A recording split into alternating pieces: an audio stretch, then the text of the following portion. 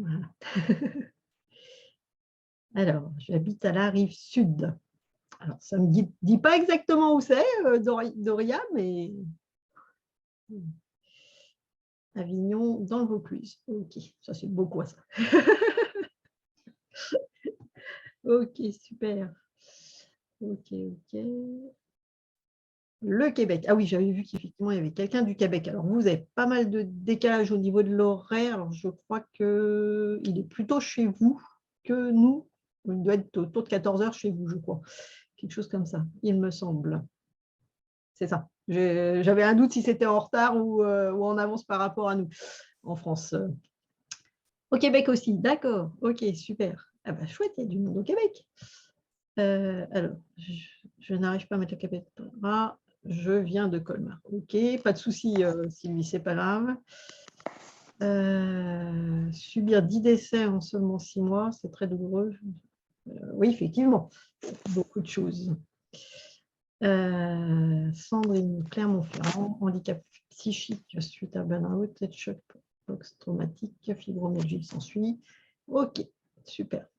Ok, comme ça me permet de faire un petit peu voilà, le tour de vos attentes.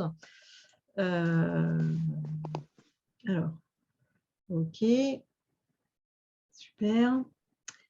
Alors, l'idée aujourd'hui, effectivement, c'était déjà de vous présenter un petit peu la courbe du deuil, donc, et de la reconstruction, qui va être sur 2 plans. Alors, comme je vois qu'il y a aussi des personnes par rapport au deuil spécifique, on en parlera, mais effectivement, je vais faire aussi le lien avec le handicap parce que pour moi, c'est quelque chose d'important. Donc, rapidement, je vais me présenter. Hein, donc, je suis Stéphanie. Vous allez voir sur le réseau que je me fais appeler Stéphie parce que je trouve que c'est plus court, c'est plus sympa. Mais voilà, les deux sont valables. Donc, moi, j'ai un handicap de naissance, en fait. Et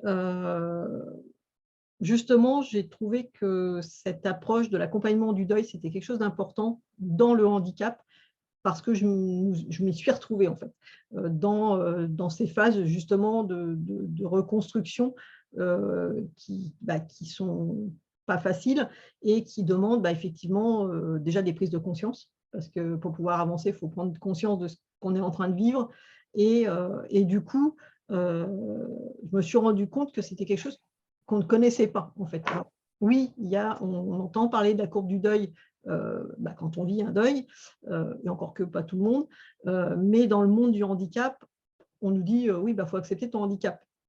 Ouais, ok, mais sorti de là, qu'est-ce qu'on en fait? Parce que c'est bien gentil, mais c'est compliqué. Hein. Donc, effectivement, pour moi, l'idée, c'était vraiment ça, c'était de dire, voilà, vous expliquer cette courbe du deuil, comment moi je l'ai perçu, ce que j'en ai ressenti, et puis d'avoir aussi des pistes, des débuts de pistes pour commencer à faire ce chemin en fait. Hein. Alors il faut savoir que la courbe du deuil, c'est quelque chose qui est très personnel, qui va d'une personne à l'autre être complètement différente. Et par exemple, pour la personne qui me dit qu'elle a vécu 10 deuils, chaque deuil va être différent. Donc, même en ayant, on va dire, la même personne, eh bien, chaque deuil va aussi être différent parce que les relations avec la personne qui est décédée ou l'événement qui se produit va être complètement différent. Hein. Donc, effectivement, tout ça, ça rentre en ligne de compte et c'est important d'en prendre soin et de travailler tout ça. Hein. Donc, moi, l'idée, c'est vraiment voilà, de vous donner des pistes de compréhension par rapport à ce que j'ai pu vivre et puis, du coup, vous donner par la suite quelques pistes. Alors, on aura aussi un temps d'échange, hein, parce que l'idée, c'est aussi que vous puissiez partager, voilà, me poser vos questions, que je puisse voilà, essayer au mieux de mes connaissances, de vous guider, de vous donner des pistes pour avancer sur votre chemin à vous, qui sera effectivement complètement différent du mien aussi. Hein. Donc, ça, il faut effectivement en avoir conscience. Et il n'y a pas, moi j'aime bien le rappeler, il n'y a pas de de bonnes façons de faire un deuil ou pas, voire même, il y a des personnes qui me disent « je n'arrive pas à faire mon deuil, je n'ai pas envie de faire mon deuil », et ça, c'est aussi des choses qui peuvent s'entendre et qui sont normales. Hein. Donc, c'est important aussi de tenir compte de ça. Alors, pour on va dire, schématiser un petit peu tout ça, en fait, je suis partie donc de la courbe du deuil que présente Elisabeth Kubler-Ross, donc qui est une psychiatre pardon, qui était suisse, donc, et qui a déterminé en fait 5 grandes étapes dans l'accompagnement du deuil, puisqu'elle elle s'est spécialisée dans ça pendant sa carrière. Donc, elle est des années, j'ai plus en tête, j'ai oublié son truc. Elle est née en 1926, voilà, c'est ça, je suis en train de rechercher mes petites notes. En 1926 en Suisse, et elle est décédée en 2000. J'ai dit 2024, mais c'est pas ça. Ça doit être 2008, je crois. Et en fait, donc elle a vraiment compris, parce qu'elle travaillait sur tout le domaine de l'approche des soins palliatifs, et elle a eu, elle aussi, un handicap par la suite. C'est pour ça que j'ai aussi fait le lien par rapport à elle. Elle a eu des AVC sur la fin de sa vie.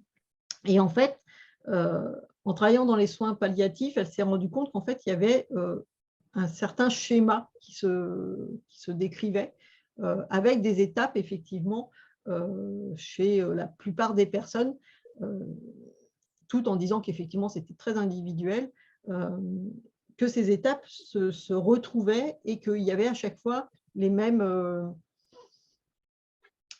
causes, les mêmes éléments qui ressortaient, en fait. Donc, c'est tout ça que je vais vous décrire. Alors, à chaque fois, ce que je vais vous proposer, c'est que là, je vais schématiser. Ensuite, on partira sur une partie de questions, hein, de questions-réponses. Voilà, si je peux vous apporter des éléments supplémentaires par rapport à ce que j'aurais pu vous expliquer. Et je vous proposerai aussi, si vous en êtes bien sûr d'accord, eh bien de participer à une petite mise en pratique, voilà, pour, j'allais dire, commencer à savoir où vous en êtes par rapport à votre problématique, que ce soit un deuil d'une personne ou par rapport à votre handicap. D'ailleurs, je veux bien, parlant de ça dans le chat, que vous me disiez entre 0 et 10, aujourd'hui, actuellement, justement, physiquement et émotionnellement, comment vous vous sentez. Donc, si par exemple, vous êtes vraiment en forme, vous allez me mettre 10 en physique, et puis si c'est moralement que c'est compliqué, vous me mettrez peut-être 5, etc. Mais c'est bien que je puisse avoir cette petite notation. Et si c'est 0 parce que tout ne va pas bien, c'est 0, et il ne faut surtout pas culpabiliser de ça. Voilà, c'est pour que vous puissiez prendre conscience aussi, vous, de ce que vous êtes en train de vivre et de ressentir. Parce que pour démarrer un chemin du deuil, eh bien, il faut commencer par prendre conscience des choses, et c'est effectivement souvent une étape assez difficile à prendre.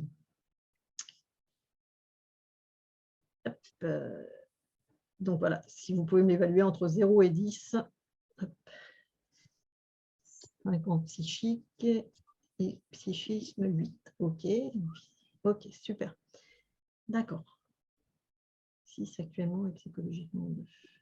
OK, très bien. Alors, j'ai un truc. Voilà. Alors, je vais juste me permettre, je désactive vos sons, mais s'il y a besoin, vous n'hésitez pas à me faire un petit coucou avec les émoticônes ou à remettre le micro s'il y a besoin, hein, vous pouvez les réactiver. L'idée, c'est juste voilà, qu'on n'échange pas tous en même temps, parce que sinon, ça va être compliqué pour s'entendre. Mais si vous avez besoin d'intervenir, n'hésitez pas, bien sûr. Alors, l'idée de cette théorie d'Elisabeth Kubler, c'était de dire qu'en fait, il y avait 5 grandes étapes Et certaines personnes, après, en ont rajouté 2. C'est pour ça que je vous les ai rajoutés sur l'image, mais je les ai inclus, en fait, parce que, comme vous pouvez le voir, il y a l'étape du choc et du déni, que j'ai mis dans la même, qui fait partie pour elle de la même étape. Et puis, en fin de processus, on a aussi la reconstruction qui est pour moi en même temps que l'acceptation par rapport à ce qu'elle expliquait. Donc après, effectivement, il y a différentes versions qui se sont ajustées, mais je trouve que pour moi, c'était celle qui me résonnait le plus par rapport à mon propre parcours et par rapport à ce que j'avais pu comprendre de son partage à elle. Donc, c'est sur cette base-là qu'on va partir. Donc, la première étape que l'on peut avoir, c'est effectivement, et alors, je vais vous préciser une autre petite chose, effectivement, là, on va partir sur un moment où je vais vous expliquer tout ça. Ensuite, on fera une petite application, et puis, en dernier temps, je vous dirai donc effectivement les questions-réponses. Donc, si vous avez des questions, n'hésitez pas à les garder, à les noter, et puis j'y répondrai plutôt après, voilà, que j'aurai schématisé toute cette petite chose. Mais je tiendrai compte de vos questions qui seront dans le chat. Donc, les 5 grandes étapes qu'elle a déterminées, c'est donc le déni, le marchandage, la dépression, l'acceptation. Et j'en ai oublié une, la colère. Pourquoi elle est pas dessus? C'est parce que je ne la voyais pas, c'est parce qu'elle est derrière. C'est déni, colère, marchandage, dépression, acceptation. Parce que du coup, j'ai plusieurs écrans qui sont planqués, du coup, je ne voyais plus ma page. Alors, le déni, c'est une j'allais dire peut-être la première des choses la plus difficile. Parce que, et donc je la relie au choc, c'est justement cette annonce qui est difficile. Parce que souvent, c'est lié à un chamboulement. Hein. On nous annonce quelque chose, ça nous tombe sur le coin du nez, comme on dit, sans prévenir. Il n'y a en général pas vraiment de signe avant-coureur. Et donc, c'est un changement complet de vie, de façon de voir les choses, etc.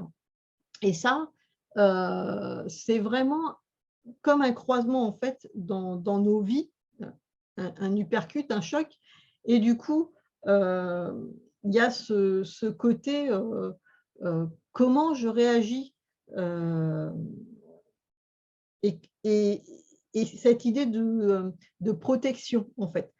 Je n'ai pas envie de voir la chose qui arrive parce que du coup, si je le vois, forcément, je vais être obligée de mettre des choses en place. Donc, c'est une sorte de protection, en fait, qui est inconsciente au départ, qui fait qu'on est dans ce déni. Alors, ça va se manifester souvent par des choses comme la sidération. On va avoir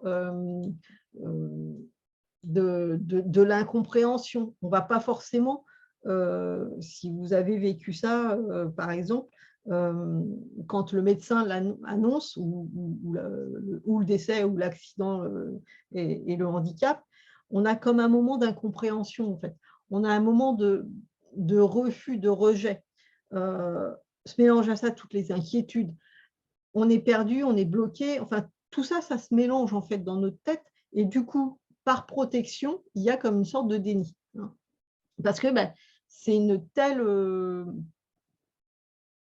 puissance d'information qui nous arrive qu'on n'est pas en capacité émotionnellement de le gérer, en fait. Donc, le mental se coupe. Hein. Voilà, donc ça, c'est vraiment la première étape. Ensuite, on a l'étape de la colère. Et la colère, elle va se manifester plutôt en deuxième phase. Alors, je ne l'ai pas expliqué, mais je vais en profiter sur cette deuxième slide. C'est que chaque étape peut être vécue à un autre moment et peut être revécue. Il y a des personnes qui les vivent plusieurs fois, qui en vivent par répétition certaines. d'autres qui vont passer d'une étape à une autre d'un seul coup sans qu'on comprenne pourquoi, d'autres qui vont rester très longtemps dans certaines étapes. Et ce sera une des questions que je vais vous poser quand, voilà, quand vous aurez un petit peu cerné tout ça, c'est peut-être effectivement déjà par rapport aux 5 mots que vous avez là, qu'est-ce qui résonne en vous à l'heure actuelle? Et puis, quand on aura fait le tour des 5, eh bien, est-ce que vraiment vous vous retrouvez dans l'étape où vous étiez? Et puis, qu'est-ce qui résonne au bout du compte? Donc, n'hésitez pas à me le mettre aussi dans le chat, hein. Dans quelle étape vous pensez actuellement, hein. Donc, la colère, c'est vraiment ce sentiment qu'on a d'injustice, de se dire, mais qu'est-ce qui nous arrive en fait? Pourquoi moi? Qu'est-ce que j'ai fait? Il y a cette notion aussi de rechercher un coupable. Il y a l'idée alors, surtout quand c'est un accident ou des choses comme ça, cette idée, voilà, d'aller chercher effectivement un responsable en fait. euh, pour quelque part bah, se raccrocher en fait, hein. Il y a vraiment ce côté-là. Donc, mais le coupable, ça peut être soit la personne, qu'est-ce que j'ai fait pour arriver à cette situation-là, ou bah, qu'est-ce que l'autre en face a fait, et pourquoi je suis dans cet état-là à cause de lui, en fait, hein. Ça peut être dans les deux sens.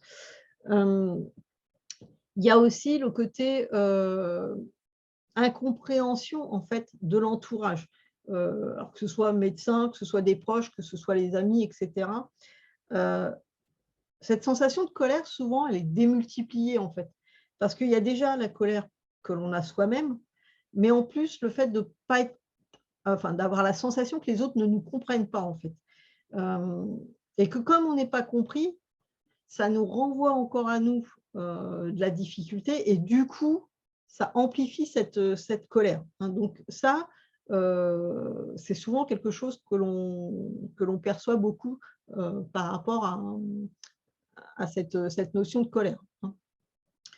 Ensuite, on a effectivement le marchandage. Alors le marchandage, c'est effectivement, elle le décrit comme la troisième étape, mais comme je vous disais, hein, elles peuvent se mélanger, elles peuvent se vivre en même temps, etc. Donc voilà, c'est vraiment des grandes lignes. C'est vraiment cette idée de dire, je vis cette situation, mais si je fais quelque chose, peut-être, alors ceux qui vont être croyants, entre guillemets, faire des prières, etc., je vais avoir des choses. Est-ce que si peut-être je fais telle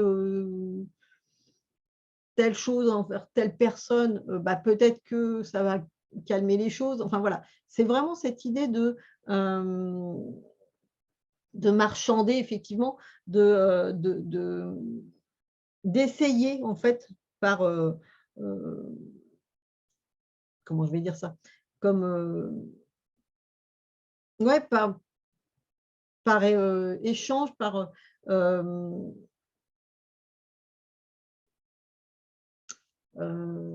ça peut être en termes de temps, le fait de dire, bah, heu, je ne vais pas y arriver, mais dans quelque temps, j'y serai capable, et cetera. Donc c'est marchander du temps. Ça va être, marchander des solutions. Enfin voilà, c'est vraiment cette idée de oui, mais comment je peux faire, hein?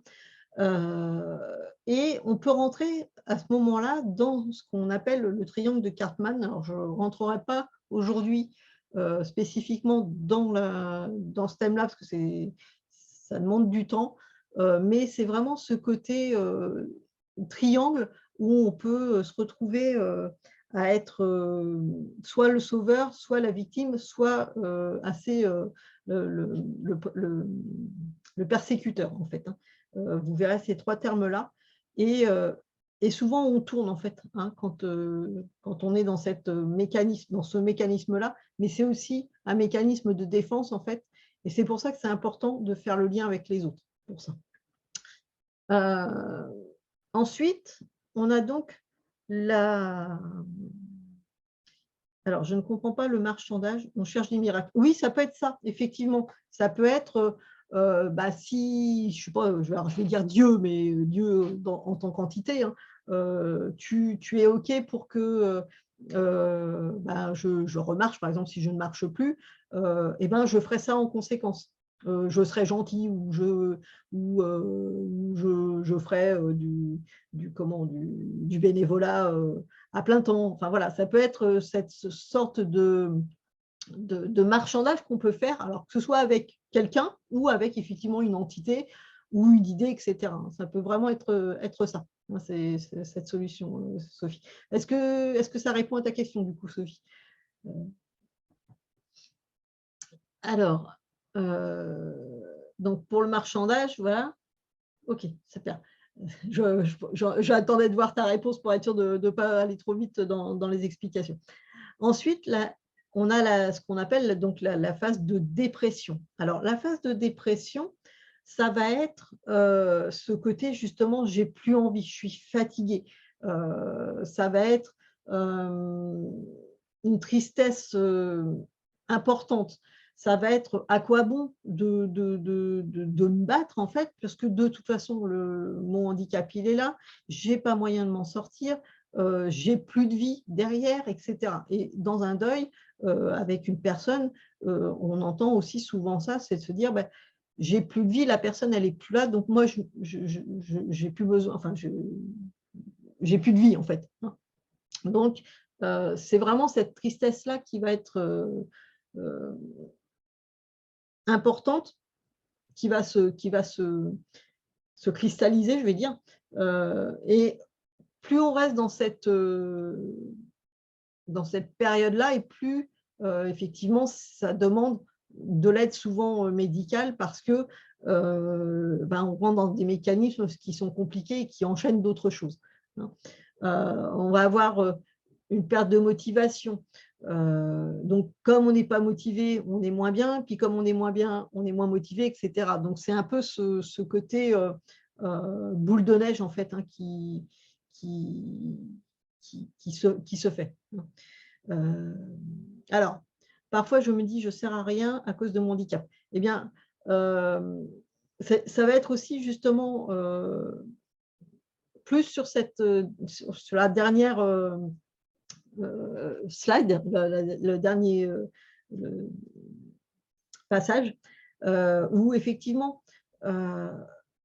si on a l'impression qu'on ne sert à rien à cause de son handicap, il va falloir aller voir qu'est-ce que j'ai comme valeur, qu'est-ce que j'ai comme qualité. Parce que même si on a un handicap, on a des qualités, on a des possibilités. Hein. Et c'est vraiment ça, en fait. Hein. C'est vraiment trouver ce qui va nous amener derrière à changer les choses. Hein. Et ensuite, effectivement, quand on passe donc à la phase d'acceptation, alors moi, je nuance ce mot parce que je trouve que acceptation du handicap, effectivement, on a une notion de dire c'est complètement, on le vit très bien. Et par rapport à ce que tu me dis, Doria, voilà, ça peut résonner. C'est accepter son handicap, ça ne veut pas dire qu'en fait, on le vit bien. Hein. Il y a des moments où, même avec, parce qu'on voilà, on a passé toutes les étapes, on sait que le handicap est là, on n'est plus forcément en colère, on ne marchande plus, on n'est pas forcément en dépression non plus et tout. Donc, on a passé des étapes quand même. Et l'acceptation, c'est aussi ce fait de dire, des fois, oui, on n'a pas envie et on ne sait pas ce qu'on vient faire là. Mais on est capable de rebondir, on est capable d'avancer, on est capable d'avoir une réflexion sur l'avenir. On va trouver quand même des belles choses dans la vie quotidienne, etc. Et on va faire une réflexion,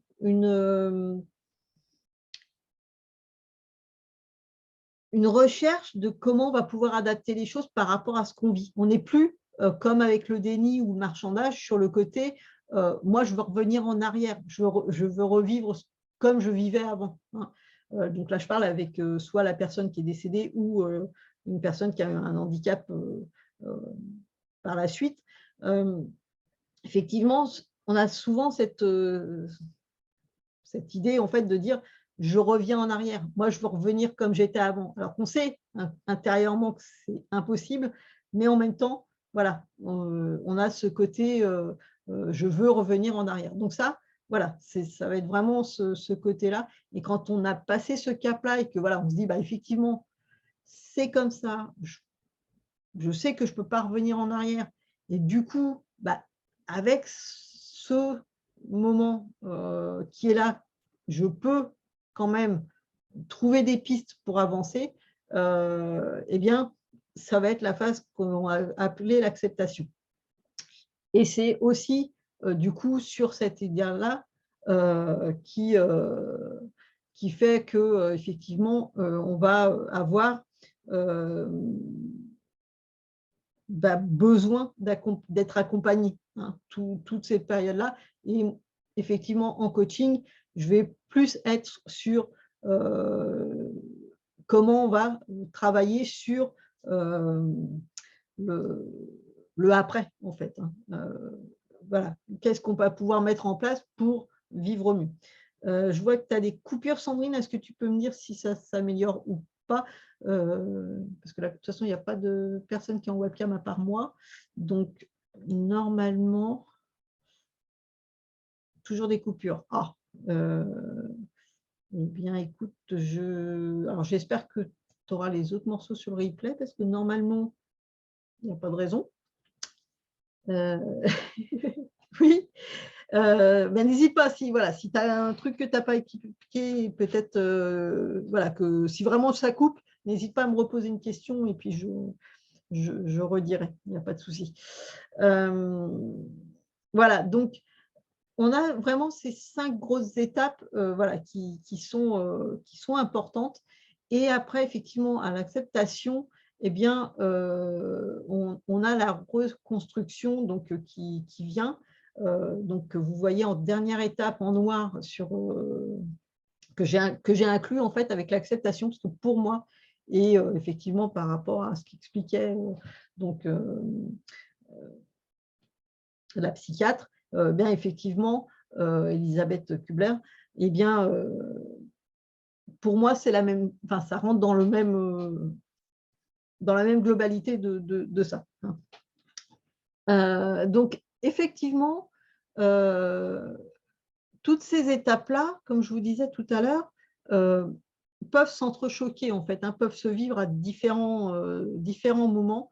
Il n'y a vraiment aucune notion de temps, aucune notion de répétition, en fait, parce que c'est vraiment très individuel tout ça. Hein. Quelles que soient les personnes, quels que soient les vécus, etc., à chaque fois, ça va être complètement différent d'une personne à une autre. Hein. Alors, donc, quand je voulais faire beaucoup de physio, kiné, pour revenir comme avant, c'était du marchandage. Je faisais des efforts pour redevenir comme avant.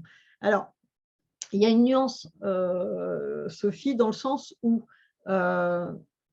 d'essayer de compenser son handicap voilà, pour retrouver une certaine mobilité, etc. Je ne vais pas le mettre dans le cadre du marchandage. Ce que je vais mettre dans le marchandage, moi, ça va être plutôt le fait de dire je veux revenir complètement comme avant et occulter toutes les difficultés qu'il y a dans le présent, en fait. Hein. C'est je refuse complètement ce que je suis en train de vivre et je ne veux que revenir en arrière. Moi, c'est plus dans ce sens-là que j'entends le marchandage.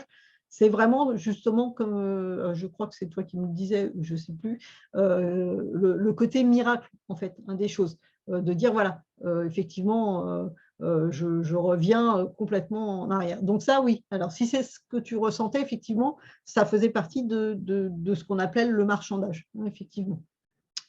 Ce que je vous propose, si vous voulez, là, c'est de rallumer vos micros pendant quelques secondes si vous avez des questions, des interventions. Comme ça, je réponds par rapport à ça. Et puis après, je vous proposerai un petit exercice si vous voulez par la suite. Hop. Alors, n'hésitez pas à vous mettre en webcam si vous voulez aussi, comme ça. C'est plus facile pour vous voir. Hop. Et si vous avez des questions, n'hésitez pas.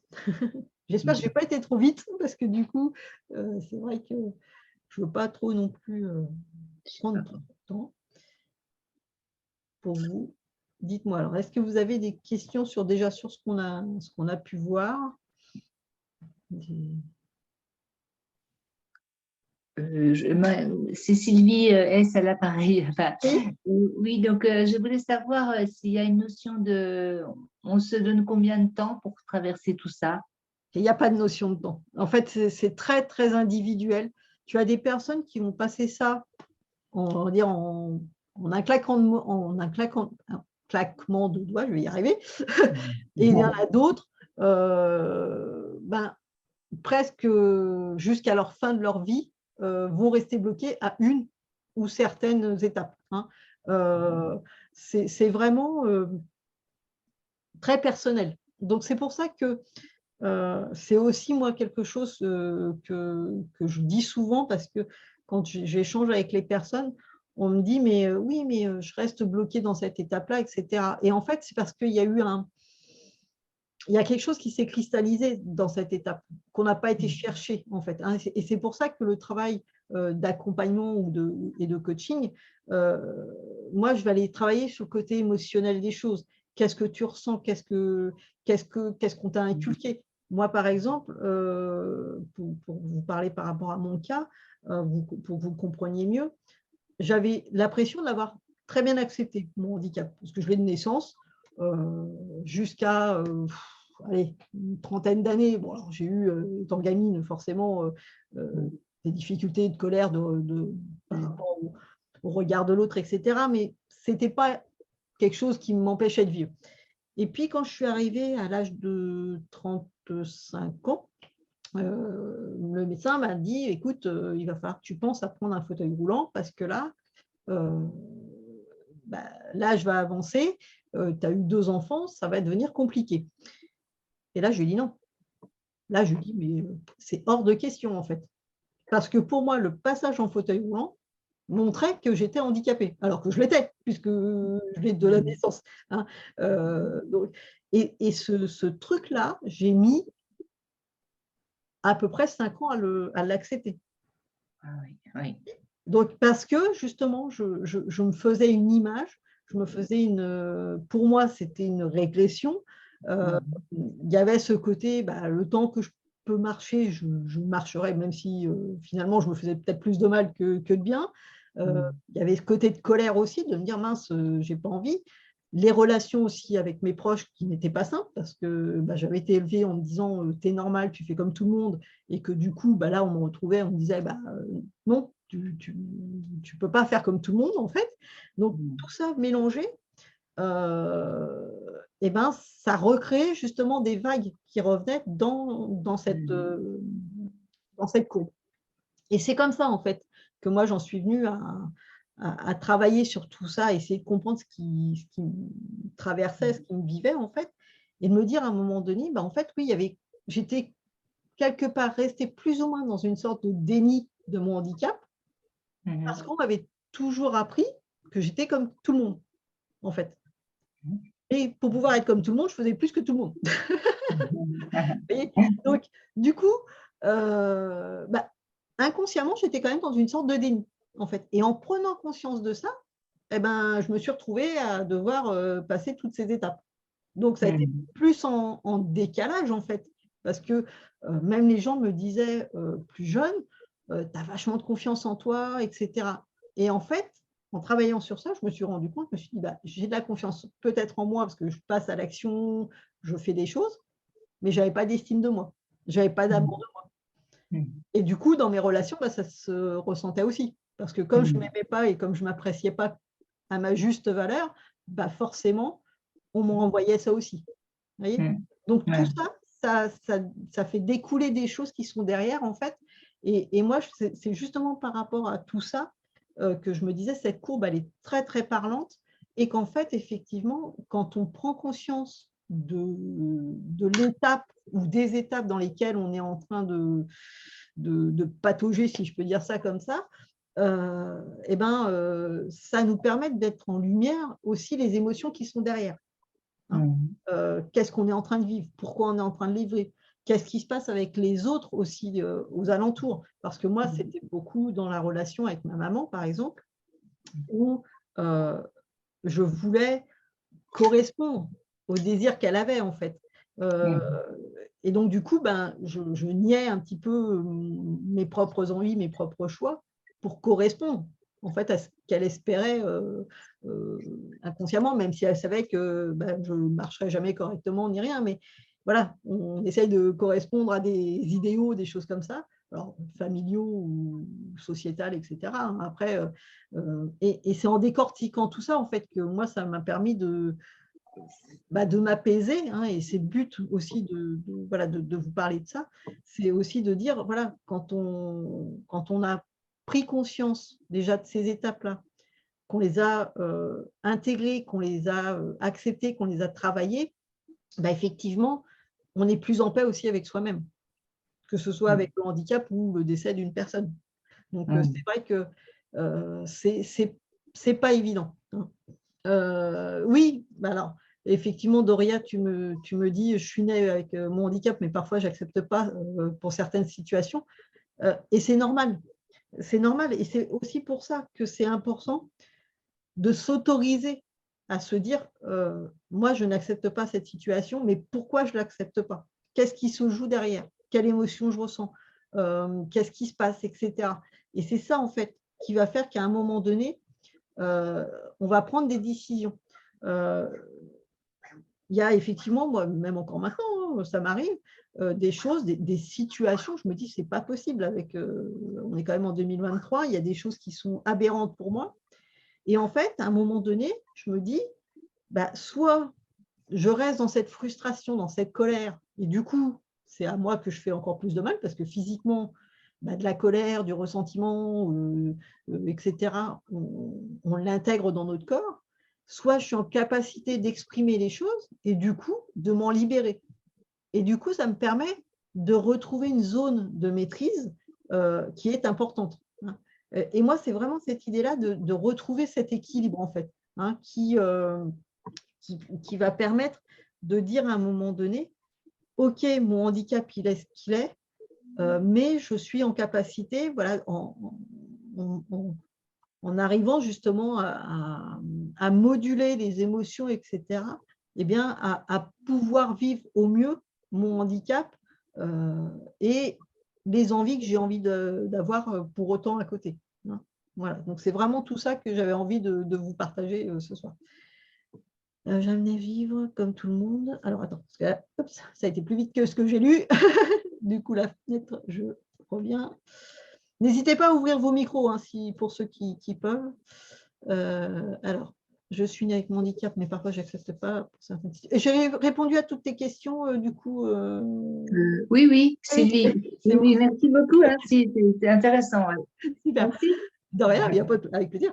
Alors, j'aimerais vivre comme tout le monde, comme une personne normale. Oui, mais alors, qu'est-ce qu'une personne normale? C'est toute la question. Parce qu'en fait, même si on n'a pas de problème, entre guillemets, de handicap physique ou un truc qui se voit, bah, finalement, la normalité, on se demande ce que c'est. Et moi, je trouve que quelque part, on a peut-être cette, je vais vous dire, une chance. Alors ça peut être assez fort, mais je le ressens comme ça. On a peut-être cette chance de se dire que malgré nos handicaps, justement, on est en capacité de développer beaucoup de choses. Souvent, on va développer des façons de faire les choses différentes qui vont nous permettre de faire les mêmes choses ou de les faire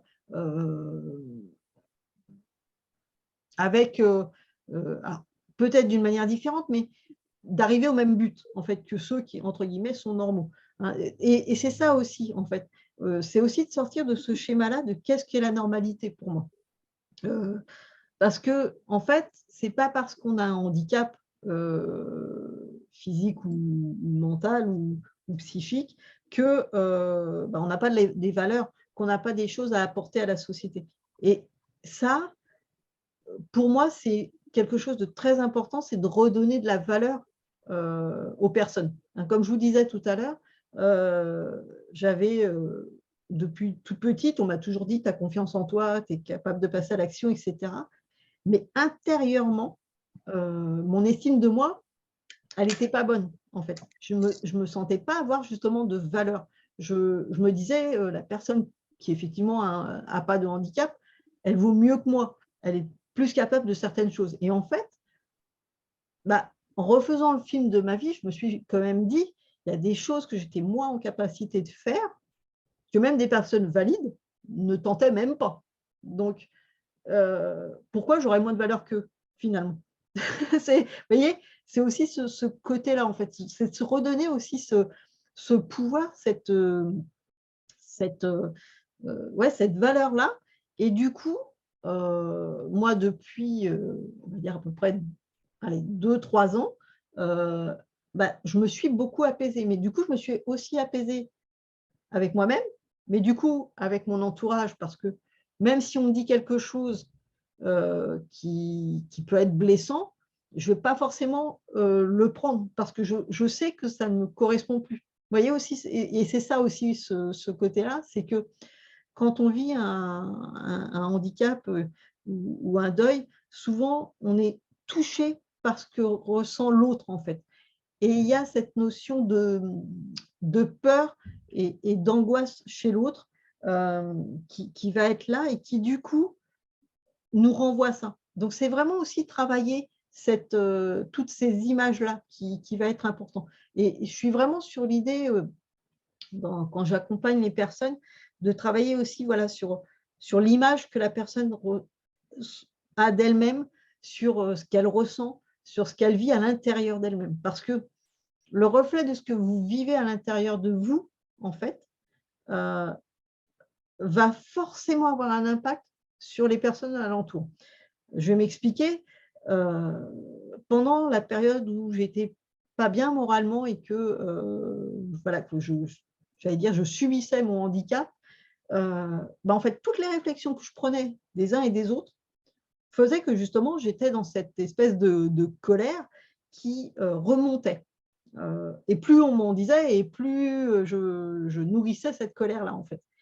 Jusqu'au jour où j'ai compris qu'effectivement, si moi je me donnais de l'importance, si je me donnais cette valeur que quelque part j'attendais que les autres me renvoient finalement, eh bien, ce qu'ils me disaient me touchait d'autant moins. Et là, je me suis dit, c'est quand même bizarre, parce que mon handicap, il est toujours ce qu'il est depuis 49 ans. Hein, j'ai 49 ans et je l'ai toujours eu. Et je me suis dit, pourquoi à un moment donné, j'arrive à être bien et qu'il y a des fois, je n'y arrive pas, alors que c'est par rapport à la même situation. Et en fait, c'est lié à ce que moi je ressens. Et quand j'ai compris ça, je me suis dit, mais en fait, si je travaille sur moi, sur comment je me vois, comment je m'aime, comment je me regarde, etc., et quelle valeur moi je m'apporte, et en fait, ça change complètement le regard que les autres vont avoir de moi. Et souvent, les gens me disent, c'est fou parce que on n'a même pas envie d'aller titiller sur un truc parce qu'on sent que ça ne va pas accrocher, en fait. J'ai eu des personnes qui m'ont dit, ouais, ça ne sert à rien parce qu'on n'a pas d'accroche, en fait. Donc, et souvent, c'est ça qui est compliqué pour la personne qui ne le vit pas bien, qui va être souvent dans la phase de dépression ou de colère, c'est qu'elle a pas cette prise de recul, hein.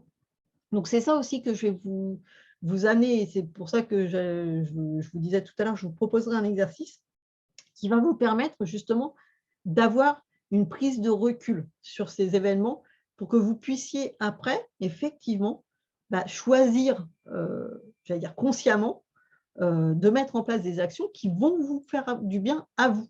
Et l'important, c'est de revenir à soi, en fait, hein. Alors, je vais lire Sophie. J'ai vécu toutes ces étapes dans cet ordre, sauf que la colère était plutôt pendant et après le marchandage. Ça, voilà, ça peut se cumuler, il n'y a pas de souci.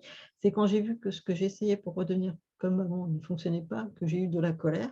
J'étais fâchée que mes parents ne semblent pas me croire, comme moi, euh, que je pouvais redevenir comme avant. Moi aussi, je suis OK. Peut-être ne pas pouvoir faire ce que je voudrais, mais ça ne dure jamais longtemps. OK. C'est intéressant ce que tu dis, Sophie, par rapport au fait de, voilà, des situations de frustration et de tristesse que tu connais. Ça va être de réfléchir à qu'est-ce que je mets en place dans ces moments-là, justement. Est-ce que je suis dans l'idée de je ne peux pas faire et je ne fais pas du tout, ou est-ce que je ne peux pas faire d'une certaine façon, mais je vais par contre mettre en place d'autres choses, donc des aménagements, des adaptations, etc., qui vont me permettre de faire. Par exemple, je vous parle de cette idée-là parce qu'elle me vient l'idée, jusqu'à l'âge de mes 20 ans, je n'ai pas passé mon permis puisque pour mes parents et pour moi, il fallait que j'ai une boîte spécialisée. Et puis un jour, en discutant, je ne sais plus avec qui, la personne nous dit bah non, non, l'auto-école, on n'habitait pas très loin, a des boîtes automatiques et tu peux passer sur boîte automatique sans aller, sans avoir la voiture d'abord. Donc moi, je suis restée un peu bête sur le coup à dire bon, on peut faire les tests et tout, machin. Donc à l'époque, donc moi c'était en 1994, donc ça remonte un petit peu, ils ont amélioré ce côté-là au niveau des boîtes des auto-écoles. Il y en a de plus en plus, mais à l'époque, il y avait très peu d'auto-écoles qui avaient ça. Et en fait, quand je suis arrivée, la personne me dit bah non, non, elle me dit on va vous mettre dans une voiture et puis on va voir ce que ça donne. Bon, elle a vu qu'effectivement, si elle me mettait sur une boîte manuelle, ça n'allait pas le faire parce que le, le, le fait de gérer les deux jambes, je ne pouvais pas. Mais elle m'a dit, c'est pas grave, on passe tout de suite en boîte automatique, en fait. Et en 2 mois de temps, j'avais mon permis. Donc, je me suis dit, mince, j'ai quand même perdu 2 ans de temps. Et en fait, il avait simplement fallu une adaptation. Donc, souvent, c'est ça, en fait. C'est, je vis une épreuve, est-ce que je reste avec je ne peux pas faire, et souvent on entend ça, les personnes qui disent j'arrive pas, je ne veux pas faire les choses, etc. Ou ok, je ne peux pas faire ça, mais et comme je vous disais tout à l'heure, le fauteuil roulant, par exemple, du jour où j'ai accepté d'utiliser le fauteuil roulant, je me suis aussi rendu compte que ça me permettait quand même des choses. Hein. Et il n'y a pas très longtemps, et vous pourrez le voir sur les réseaux, je me suis acheté une trottinette électrique qui s'adapte sur le fauteuil roulant et qui du coup me permet d'aller plus facilement encore me déplacer plutôt que d'aller reprendre la voiture, etc. à chaque fois. Et ça, je n'aurais pas été capable de le faire il y a encore 5 ou 6 ans en arrière. Vous voyez ? Donc, tout ça, c'est dû à cette acceptation qui se met en place, en fait. Mais effectivement, ça dépend de chacun et de ses possibilités. Et il n'y a pas de notion de temps, comme vous me disiez tout à l'heure. En fait, ça va vraiment être aléatoire. Et puis, ça va dépendre effectivement si on accepte d'être aidé, si on sent qu'à un moment donné, on n'est pas bien, etc. Et c'est pour ça aussi que moi,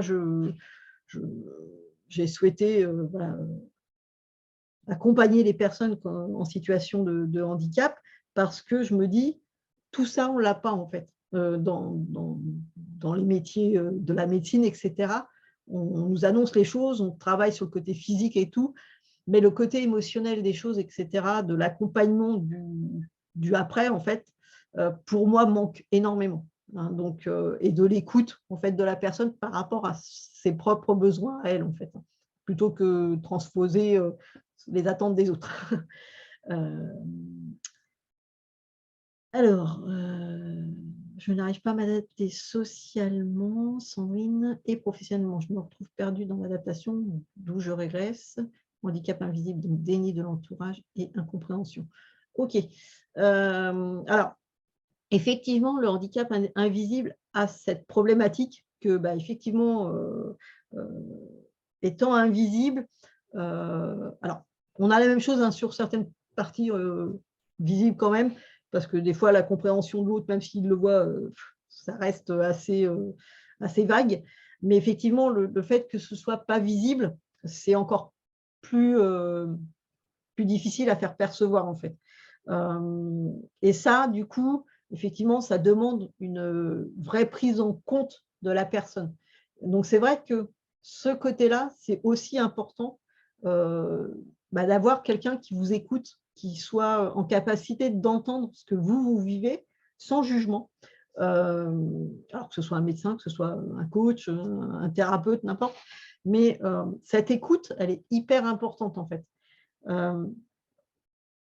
Si vous venez, par exemple, faire des accompagnements avec moi, je ne vais pas vous dire « je ne vous crois pas et tu dois faire telle ou telle chose ». Je vais vous proposer des solutions, je vais vous proposer des idées.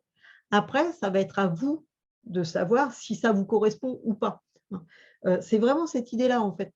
Et à un moment donné, effectivement, si une personne dans votre entourage, etc., n'est pas en capacité de comprendre, voire de renier complètement ce que vous dites, et des fois, il y a des choix à faire.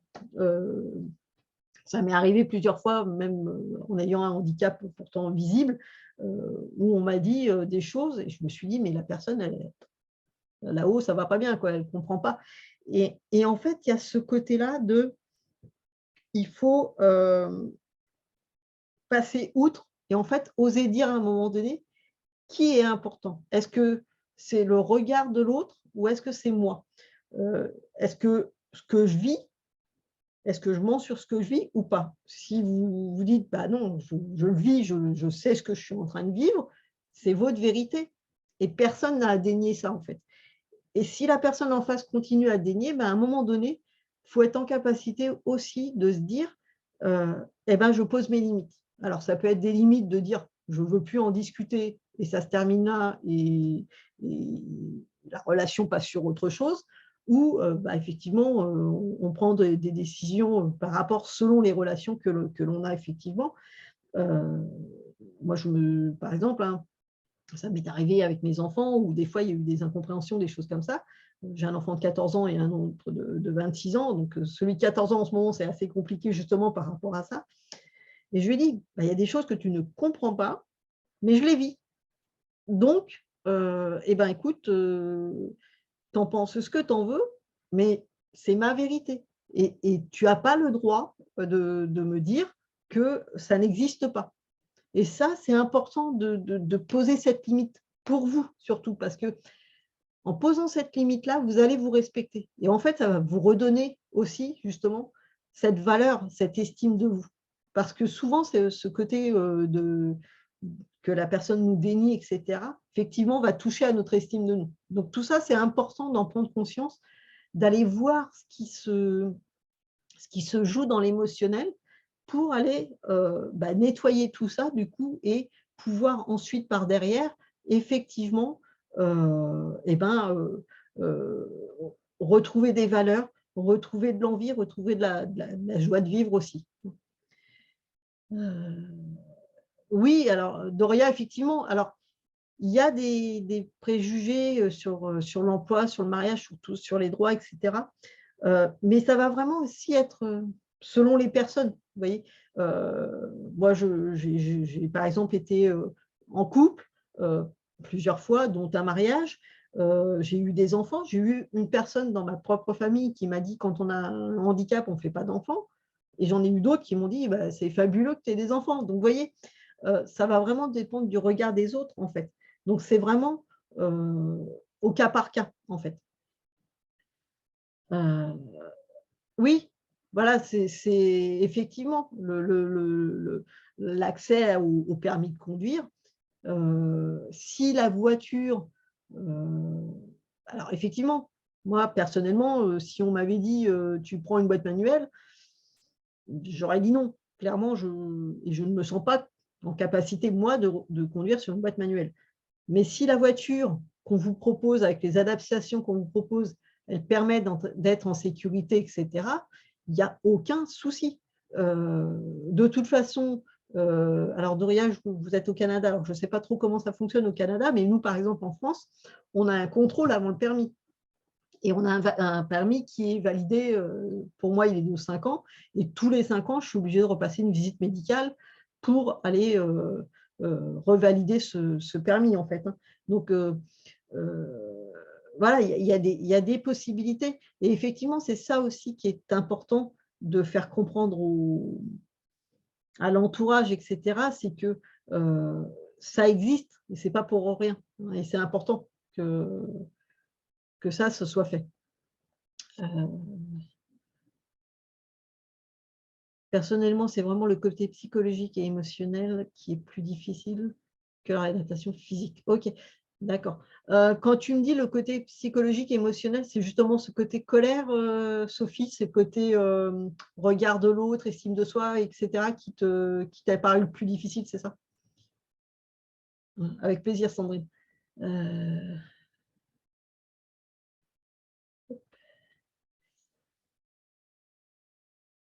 J'ai l'impression qu'on n'a pas notre statut à 100, justement par rapport à tu peux m'expliquer, Doria, je n'ai pas bien compris ta phrase par rapport au statut. Si tu peux allumer ton micro et puis m'expliquer un peu plus ta phrase. Coucou Nadège, j'ai vu que tu t'étais connectée. Alors, comme tu arrives un petit peu en retard, tu te laisserai voir le replay sur l'explication de démarrage de la courbe. Et comme ça, tu pourras retrouver toutes les explications si tu as besoin par rapport à ce qu'on a vu avant que tu n'arrives.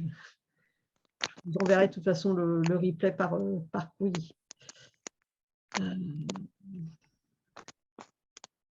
Notre statut à 100% par rapport à notre handicap. Qu'est-ce que tu entends par « on n'a pas notre statut à 100%?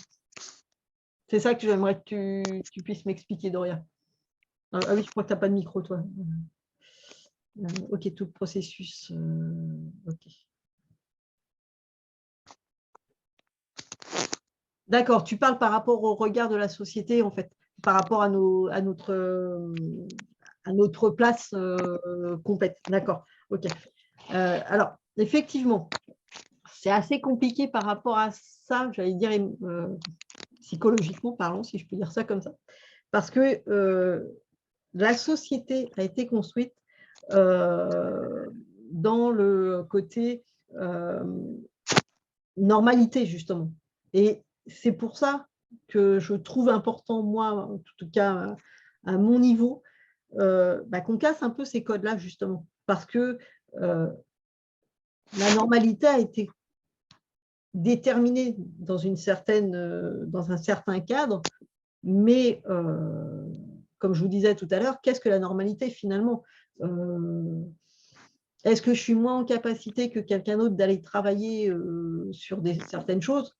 Non, il y a des choses où je peux tout à fait faire des choses, il y en a d'autres où ça va être plus compliqué. Mais quelqu'un qui n'a même pas un handicap moteur, il y a des choses qu'il ne va pas être en capacité de faire non plus. Donc, pourquoi le handicap moteur ou physique ou psychologique ou ce qu'on veut aurait moins le droit que certains autres? Pour moi, il n'y a pas cette notion-là.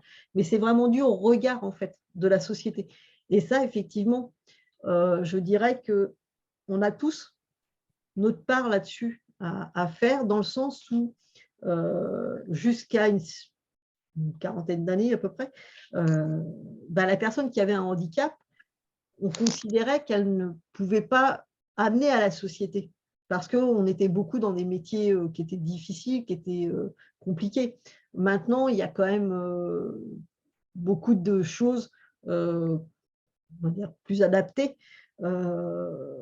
Et c'est vrai que ce regard-là, je pense qu'il faut qu'on arrive à nous positionner, à dire on a notre place, en fait. Et je pense que c'est à nous, effectivement, de dire stop à ça. En fait. Quelque part, moi, c'est vraiment cette idée-là, c'est de dire si on veut cette place, c'est à nous d'aller la chercher finalement. Si on attend que les autres viennent nous chercher, sincèrement, ils ne viendront jamais nous chercher, parce qu'il y a de la méconnaissance, il y a de l'incompréhension, il y a de la de la peur, du dédain, tout ce qu'on veut. Donc, en fait, tout ça, ça va vraiment être important que nous, on aille montrer qu'effectivement, on a des capacités, on a des valeurs, etc. Et ça, il faut déjà que nous, on l'ait intégré. C'est pour ça que je vous dis, effectivement, le travail, il vient d'abord sur soi. C'est d'abord de retrouver nos valeurs, retrouver ce qui nous fait du bien, retrouver ce qui nous passionne, etc. Et du coup, quand on a fait ça, on est capable de se dire, bah, OK, j'ai des valeurs, j'ai des envies, j'ai des capacités. Qu'est-ce que je fais de ça? Au-delà de mon handicap, j'ai des capacités, j'ai des possibilités. Comment je peux les mettre au service de ma vie et puis de contribuer à plus grand que ça aussi. Il n'y a pas de souci, Nadège, pour le retard, il n'y a pas de problème. Sylvie, je suis complètement en fauteuil depuis 1 an, je ne peux plus conduire. Je voudrais bien reconduire, mais après cela, je suppose donc avoir un fauteuil électrique. Où trouver ces infos pour trouver des solutions adaptées à ma situation? Ok, Sylvie. Alors, je ne me souviens plus, je sais que tu me l'as dit tout à l'heure. Je sais que tu es dans quel secteur tu es? Je suis à Colmont, en Alsace. Tu es en Alsace, ouais, c'est ça. Oui, parce que du coup, je ne savais plus par rapport à tout à l'heure. Oui. Alors, oui, alors, il y a des adaptations. Il y a des personnes qui conduisent même en étant en fauteuil électrique.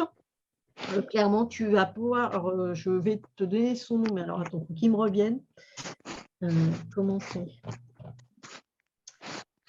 J'ai un trou de mémoire. Je te retrouverai son nom. Je vais noter ton nom et je te renverrai son nom. Oui. Alors, attends, c'est Sylvie. Oui. S. Oui. Et je vais rechercher. Il y a une personne que j'ai dans mes contacts qui, lui, alors c'est paraplégique ou il est tétraplégique suite à un accident de rugby et il conduit effectivement. Donc oui, il y a tout un système. Hein, donc avec la FDPH, etc., tu vas pouvoir avoir des infos.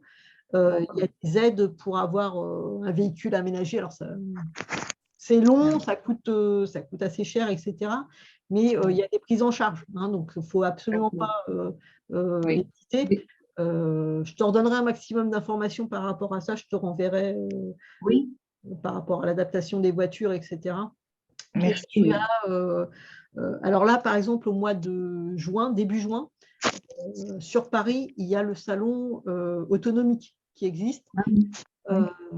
Je sais qu'il fait une fois dans l'année dans le sud. Alors, est-ce qu'il fait par chez toi? Je ne suis pas sûre.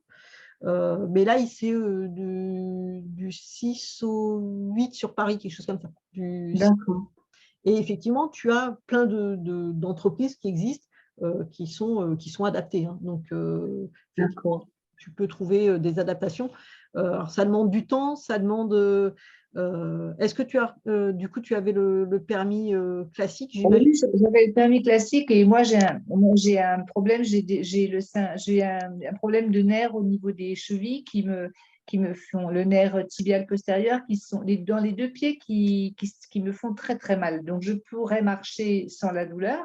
D'accord. Mais cette douleur m'empêche vraiment de marcher. D'accord. Et là, ils m'ont proposé de faire de la stimulation médulaire. OK. Mais je me suis tellement bien adaptée, on va dire, à mon fauteuil. Ouais. Je me demande si je ne suis pas tentée vraiment de mettre… J'ai l'impression que je me suis tellement adaptée que j'ai plus envie de refaire tous ces… Repasser, voilà, repartir, on dit, voilà. De repartir dans un parcours médicalisé, Parce etc. que, voilà, moi, je voulais raconter mon expérience, donc j'adore chanter. Ouais. Et donc, je fais partie d'une école de musique. Et quand ma maladie a évolué, j'ai eu un gros problème parce qu'il fallait que je me présente en fauteuil roulant. D'accord, OK. Et alors là, je me suis dit, soit je respire un bon coup et j'y vais. Ouais. Et j'affronte ce problème soit je me ferme, je me coupe à quelque chose pour moi qui est presque vital, c'est chanter, quoi. D'accord. J'ai réussi à aller donc à l'école de musique où il y a des musicos, des jeunes hommes tout, avec des tatouages partout et tout. Et finalement, on a pris ça à la dérision. Ouais. Et moi, j'ai pris ça à la dérision, vraiment. Et du coup, ça marche très bien parce que tout le monde, on se fout près de ma gueule, quoi. Oh, on a une Oui, oui. handicapée parmi nous, tout ça. Et donc, ouais, donc ça, vraiment, si vous aimez quelque chose, si vraiment il y a quelque chose qui est très important pour vous, essayez vraiment de dépasser le regard des autres, quoi. C'est une des clés, effectivement, bah, déjà d'avoir alors, des passions, des choses comme ça, de raccrocher par rapport à ça. Et effectivement, l'humour est quelque chose de très, très Oui, important parce que ça désarçonne aussi la personne qui est en face de soi, en fait. Euh, aussi, oui. Par exemple, hein, moi, effectivement, quand j'arrive que je tombe ou des choses comme ça, et que je rigole et que la personne en face, elle est en panique parce que je me suis cassé la figure, elle me regarde, elle fait, bah, attends, toi, tu te casses la figure, tu te marres. Bah, je dis, oui, mais qu'est-ce que tu veux que je te dise? Je vais pas pleurer parce que sinon. Et en fait, ça dédramatise la situation, en fait. Hein. Voilà, c'est ça, oui, oui. Donc oui, oui, c'est très, ça, c'est très, très important. Alors, c'est pas toujours facile à Non, avoir et voilà, ça demande du temps, mais tout ça, effectivement, c'est des clés qui sont importantes, effectivement. oui. Effectivement. Mais je vais te renvoyer le nom de la personne, parce que je ne l'ai plus en tête là, mais je te retrouve ça et je te renverrai ça en privé. Oui, oui, c'est gentil. Merci Et beaucoup. puis, je t'enverrai le lien du salon. Même si tu ne Oui, vas pas, bah, tu auras peut-être des informations, tu pourras trouver des informations des entreprises, oui, peut-être déjà pour avoir oui, une idée de ce que tu peux trouver. oui, je te remercie beaucoup. Il n'y a pas de souci, avec plaisir. On a beau dire nos besoins, mais sans réponse, ça prend du temps. Alors, attends, parce que du coup, je ne t'ai pas suivi, la Doria. On a beau à dire nos besoins, mais sans réponse, ça prend du temps. Oui, si tu veux demander de l'aide, des infrastructures, des adaptations, c'est ça que tu veux dire, Doria? Oui, alors Nadège, de toute façon, effectivement, tu parles d'ergothérapeute. Quand tu fais un dossier d'aide, etc., de toute façon, MDPH, etc., il y a tout un truc avec les ergothérapeutes et tout. Enfin, de toute façon, il y a tout un dossier à faire, hein, effectivement. Oui, alors, la réponse des autres, Doria, effectivement, elle va souvent être compliquée parce qu'elle est souvent liée déjà à ce que la personne perçoit de nous. Hein, donc, ce n'est pas toujours évident. Ce qu'elle se fait comme idée, elle, du handicap, de ce qu'elle perçoit. Et c'est pour ça aussi que c'est important, moi je milite beaucoup par rapport à ça, sur la sensibilisation. Mais la sensibilisation dans le sens mise en pratique. Parce qu'on en entend beaucoup parler depuis quelques années, il faut sensibiliser au handicap, il faut machin, sauf que sensibiliser juste par la parole, les gens n'ont pas cette prise de conscience de ce que l'on vit. Et par expérience, puisque ça fait maintenant 1 an et demi que je fais partie du comité handisport là où j'habite, quand on met les enfants ou les personnes un peu plus âgées en fauteuil ou en situation d'aveugle, etc., eh ben, leur regard change. Parce que même si ça dure qu'un quart d'heure, 20 minutes, ils ont touché du doigt quelque chose et ils ont ressenti nos émotions. C'est en fait ça qui est important. Il n'y a pas que le côté compréhension intellectuelle, il faut passer dans la zone, j'allais dire, émotionnelle des choses pour pouvoir le vivre, en fait, pour pouvoir le comprendre. Et moi, depuis toute petite, par exemple, je dis toujours aux gens, en fait, tu ne peux pas comprendre ce que je vis parce que tu n'es pas dans mes chaussures. Donc, même si tu connais le handicap pour X ou Y raison, bah, chacun, on va avoir notre perception différente parce que chacun a des chaussures différentes, a un vécu différent. Donc, en fait, d'une personne à l'autre, même avec un handicap qui va être le même, bah, on n'aura pas les mêmes résultats, les mêmes façons de vivre la chose. Il y a des personnes qui ont mon handicap à moi, euh, bah, qui ont été, enfin, j'ai une personne en tête qui a été très très longtemps dans le déni. Euh, voilà, il vivait comme quelqu'un qui n'avait jamais rien en fait. Et puis j'ai une autre personne que j'ai connue il n'y a pas très très longtemps. Bah, elle, dès qu'il y a quelque chose, ça y est, c'est le drame en fait. Donc, elle ne peut plus rien faire, alors qu'elle a des capacités. Donc, en fait, vraiment, d'une personne à l'autre, c'est vraiment ça qui va être différent, en fait. Hein. Donc, c'est très, très important par rapport à ça. Hein. Est-ce que vous avez d'autres questions? Dites-moi. Alors, si vous avez besoin d'allumer les micros, n'hésitez pas, hein, ou les webcams. Pas de souci. Alors, Nadège, je sais que tu as pris de cours, mais si tu as, voilà, si tu as une question en particulier, n'hésite pas aussi. Hein, si une question à demander. Non, il n'y a pas de, je ne vois pas d'autres commentaires. OK. Alors, par rapport, on va faire une petite pause par rapport à déjà tout ce que j'ai dit. Est-ce que ça a répondu à vos questions? Est-ce que ça a éclairé sur des choses? Est-ce qu'il y a des choses qui vous paraissent encore un peu floues déjà par rapport à ça? OK, super. Très clair, bien détaillé. Bon, bah, génial, super Sandrine. OK. Quand tu es en conversation avec une personne non handicapée, la question c'est quoi ton handicap? Et alors, quand tu es en conversation avec une personne non handicapée, la question c'est quoi ton handicap? Et ça s'arrête.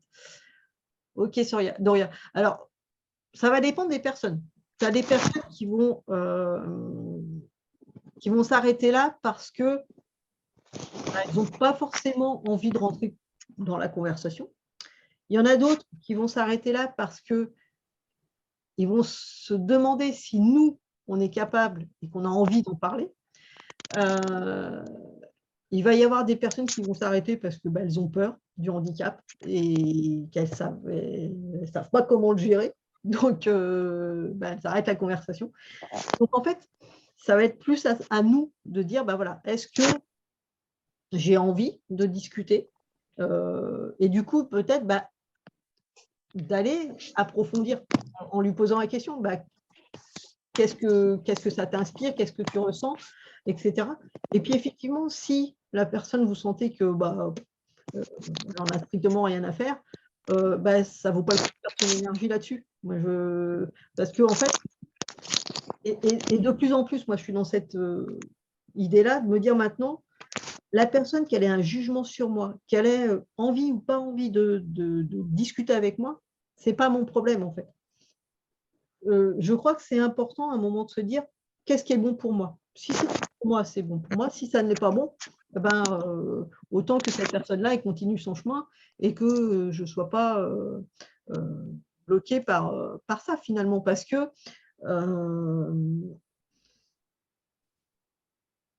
toute cette énergie qu'on utilise, j'allais dire, à forcer les gens à nous parler, à nous comprendre, etc., c'est de l'énergie qu'on ne va pas donner à d'autres personnes qui, elles, seront en capacité de le faire. Donc, plus vous allez vous entourer aussi de personnes qui vont vous donner de l'énergie, qui vont être dans cette idée de on veut t'aider, on veut te permettre d'avancer, etc., plus vous allez gagner en énergie aussi.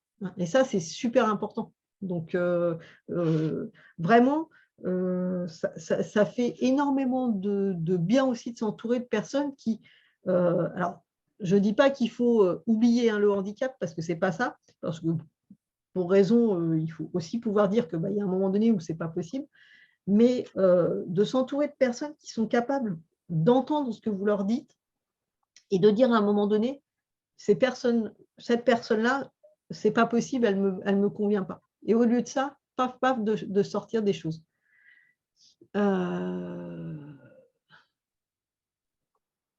Alors, c'est plus clair, cela va m'aider maintenant que bien être identifié. Mais clairement, Sandrine, et c'est pour ça que je vous en parlerai après. Mais là, c'est vraiment, je voulais rester sur quelque chose d'assez général pour ne pas vous donner trop d'informations non plus, parce que ça peut être compliqué. Mais je referai des ateliers, donc si ça vous intéresse, avec chaque étape bien spécifique et on ira travailler sur des éléments bien particuliers en lien avec les différentes étapes, hein, en fait. Comme ça permettra d'aller plus loin dans la réflexion et que vous ayez des exercices pratiques pour vous aider à avancer sur ces différents domaines. Donc ça, je vous en parlerai à la fin quand on aura fini l'échange, et puis je vais vous proposer le petit exercice que je voulais vous proposer.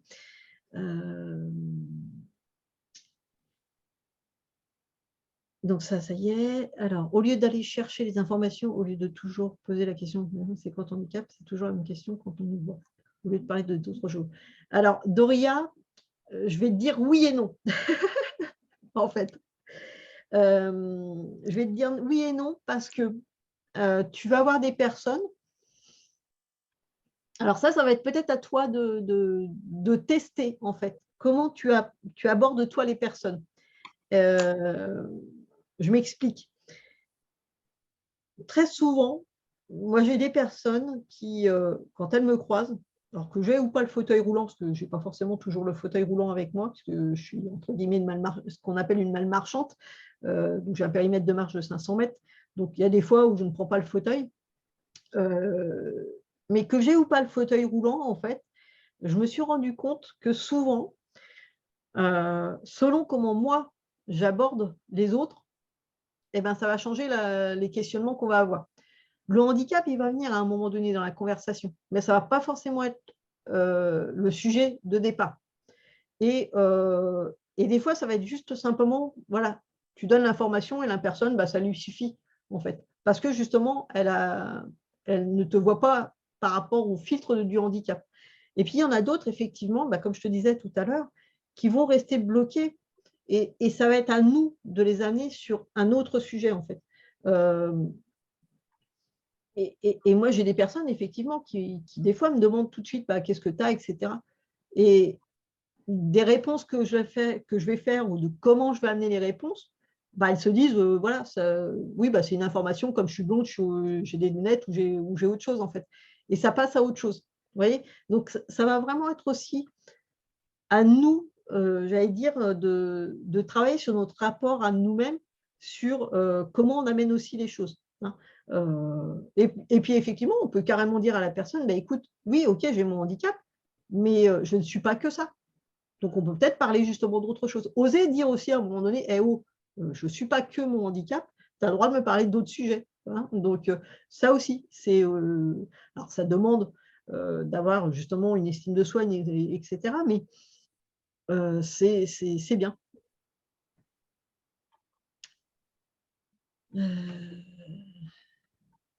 Et c'est pour ça, oui, de parler de notre handicap. Bah, des fois, on n'a pas forcément envie. Donc, bah, il faut pouvoir leur dire, bah, écoute, oui, mais je ne suis pas que ça. Donc, est-ce qu'on peut parler d'autre chose? Est-ce que tu as d'autres sujets d'intérêt, etc.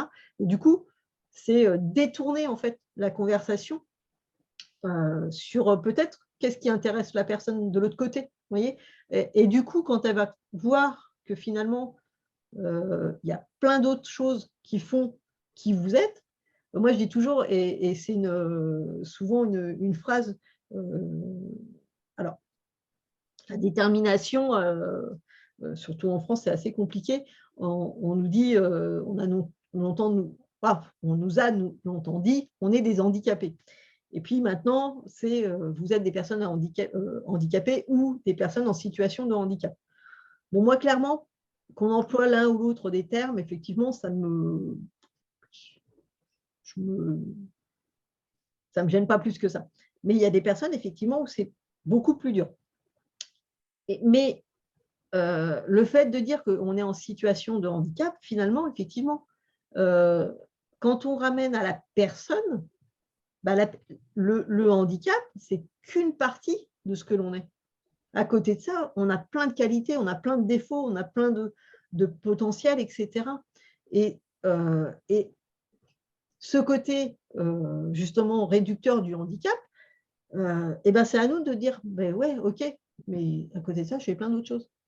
À côté de ça, je suis une maman de 2 garçons, j'ai j'ai choisi, moi, de partir, de divorcer, etc. Ben, quand je dis ça aux gens, ils me regardent et font « Ouais, en fait, tu as la même vie que quelqu'un d'autre qui est valide. » Bah oui, j'ai la même vie que quelqu'un d'autre qui est valide, avec les mêmes enquiquinements, avec les mêmes, des fois, les mêmes joies, etc. Et c'est ça, en fait, qui fait que, du coup, la personne en face, elle nous regarde différemment. Parce que, justement, on ne passe plus par le filtre du handicap. Vous voyez? Donc, si ça vous arrive, essayez de tester quand vous avez quelqu'un comme ça qui vous parle que du handicap ou qui part sur autre chose, eh bien d'amener un autre sujet de conversation et voyez les réactions. Et voyez si c'est quand c'est vous qui amenez le sujet, si le regard change. Et vous allez voir que souvent, il y a cette connotation-là, mais souvent, c'est inconscient, c'est qu'on le porte en nous-mêmes finalement. Hein. Donc, c'est pour ça que c'est important pour moi pardon, de travailler sur notre propre regard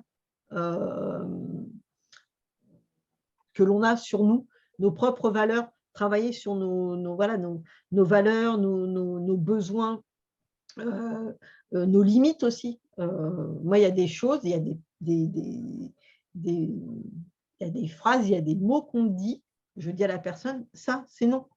Si tu continues avec ces mots-là, j'arrête la conversation, je m'en vais. Parce que ça ne me correspond pas, ça ne rentre pas dans mes valeurs. Et la personne va me répondre, oui, mais c'est de la blague. Bah, peut-être c'est de la blague pour toi, mais moi, ça n'en est pas. Donc, à un moment donné, je pose mes limites. Vous voyez? Et ça, c'est aussi important de savoir le faire et d'oser le faire parce que ce n'est pas parce qu'on a un handicap qu'on n'a pas le droit d'être écouté, entendu dans nos besoins. Hein. Et donc, ça, c'est super important de bien le poser, en fait, de le cadrer aussi. OK. Alors, quelle heure est? J'ai perdu l'heure. Je vais regarder là. 22h26. OK, super. Eh ben, ce que je vous propose, parce que comme ça, on ne va pas faire trop longtemps, c'est de vous proposer un petit exercice que j'avais préparé, qui va justement vous aider à vous observer et à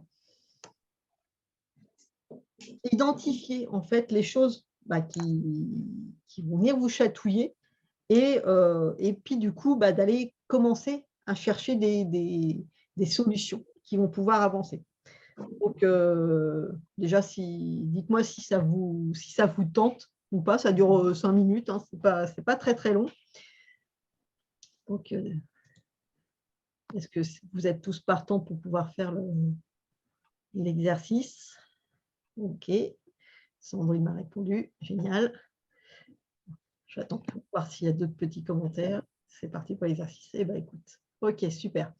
Alors, ce que je vais faire, c'est que je vais couper ma webcam juste le temps d'exercice pour ne pas vous influencer, parce que comme ça, vous allez pouvoir rester vraiment dans votre bulle, parce que je sais que sinon, on a tendance à regarder la webcam. Donc, je vais couper juste ma webcam. Dites-moi simplement en commentaire si vous m'entendez. Voilà. Juste pour être sûr que c'est OK pour le niveau du son toujours. OK pour Sandrine. OK, ça marche. Génial. OK. Alors, ce que je vais d'abord vous inviter à faire, c'est de vous mettre dans une position qui vous convienne le mieux. Alors, ça peut être les yeux ouverts, les yeux mi-clos ou les yeux… Ah, pourquoi j'ai une…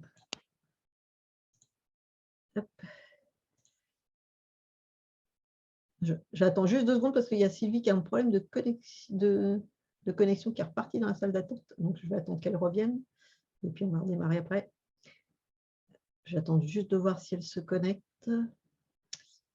Alors, Sylvie, est-ce qu'elle est dans la salle d'attente? Ouais, ça y est. Ça y est, t'es revenue. J'ai vu que je me suis dit, elle est repartie dans la salle d'attente. Non, c'est bon, on n'a pas commencé, donc c'est bon, c'est impeccable. Okay. Voilà. Donc, j'étais en train de vous dire que vous allez simplement que je coupais la webcam pour voilà, vous soyez le plus détendu possible. Comme ça, ça permet de ne pas être Oui. Gêné par Pardon. l'image Oui. et comme ça, on va pouvoir s'installer. Donc là, j'étais juste sur le fait de dire bah, voilà, que vous pouviez vous installer tranquillement dans la D'accord. position qui vous convenait le mieux pour qu'on puisse démarrer l'exercice. Oui. Alors, l'idée là, ça va être simplement voilà, de vous poser tranquillement, de détendre votre corps et vous allez pouvoir commencer par soit garder les yeux ouverts, soit fermer les yeux mi-clos ou les fermer totalement. C'est vous qui choisissez votre position la meilleure, qui vous plaît le mieux. Et puis, vous allez pouvoir tranquillement observer votre respiration. Simplement l'observer, la ressentir.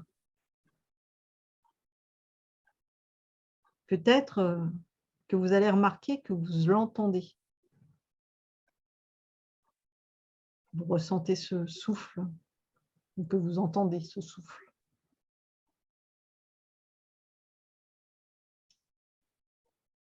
Tranquillement, à votre rythme. Je vais vous inviter à faire une inspiration et une expiration.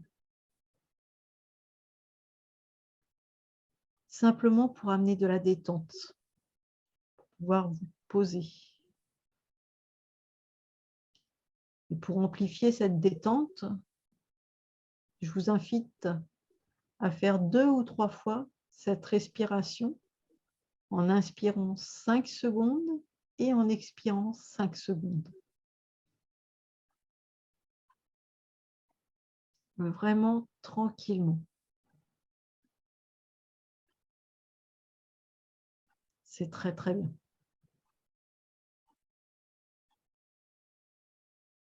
Une fois que vous sentez que vous êtes bien détendu, que vous continuez tranquillement à respirer, je vais vous inviter à vous observer physiquement. Quel est votre état de fatigue ou si vous êtes en pleine forme? Si vous avez des douleurs ou pas? S'il y a des douleurs, peut-être de les situer. Et avec une respiration, simplement l'observer et la laisser passer.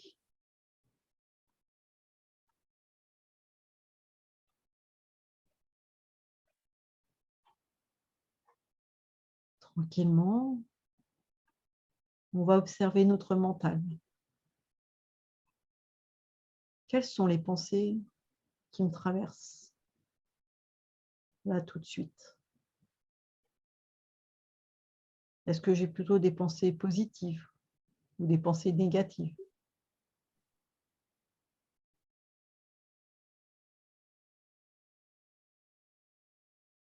Sur quoi est-ce que j'ai tendance à porter mon focus habituellement?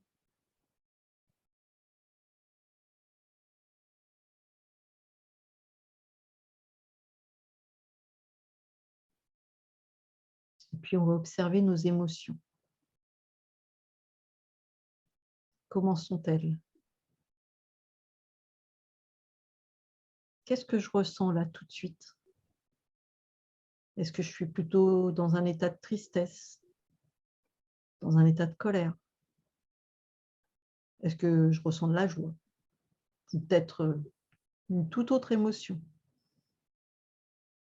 Laissez venir ce qui vient.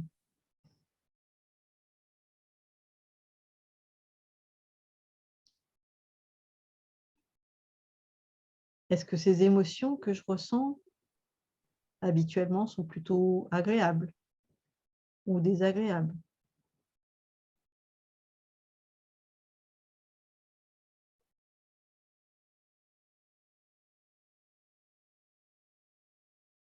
Maintenant, nous allons passer à nos comportements. Est-ce que par rapport aux situations que je vis au quotidien, est-ce que mes comportements sont adaptés? Est-ce que j'ai l'impression de gérer correctement les situations par rapport à ce que je vis, par rapport à ce que je ressens?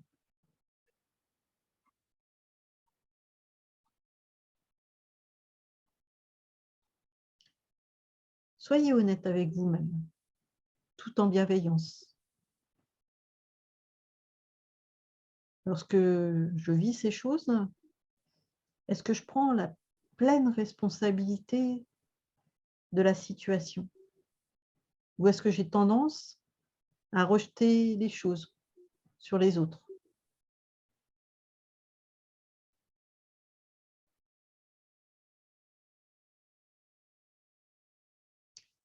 Et puis si je regarde, mes relations, celles avec, ma famille, mes enfants, peut-être, avec mes amis, et puis si j'ai des relations professionnelles, avec mes collègues, avec mes hiérarchies. Comment sont ces relations? Est-ce que je sont plutôt posées, tranquilles ou plutôt difficiles?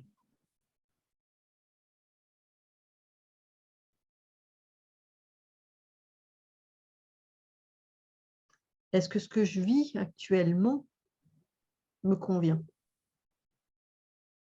Est-ce que je me sens à 100 ou pas correcte dans ma vie?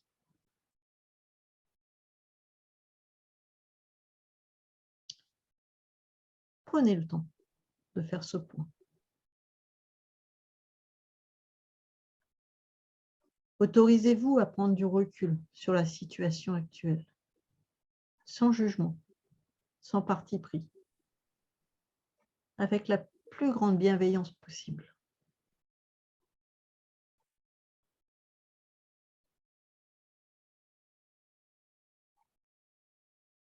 Si vous pouviez mettre la plus petite des actions possibles pour changer quelque chose que vous souhaitez dans votre vie actuelle, qu'est-ce que vous pourriez mettre en place? La plus petite des actions possibles pour vous reconnecter à vous-même,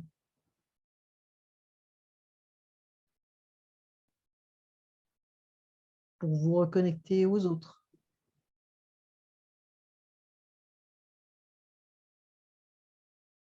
La plus petite des actions pour vous reconnecter à vos rêves ou à vos projets. Quelle serait cette petite action?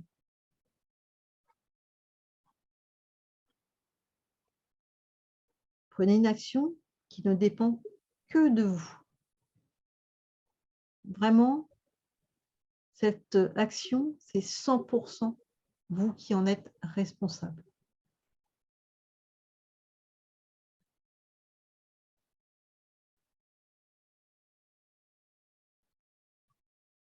Prenez le temps de réfléchir, de trouver cette réponse qui est bonne pour vous, quelle que soit la réponse.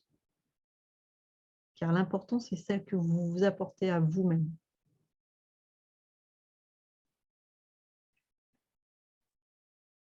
Profitez encore quelques instants de ce moment que vous êtes en train de vivre avec vous-même, ce moment de relaxation, ce moment de prise de recul, de bienveillance envers vous-même.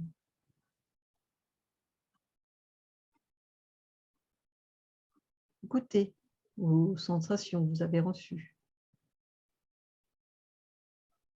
aux idées peut-être qui vous sont parvenues. Prenez le temps de profiter.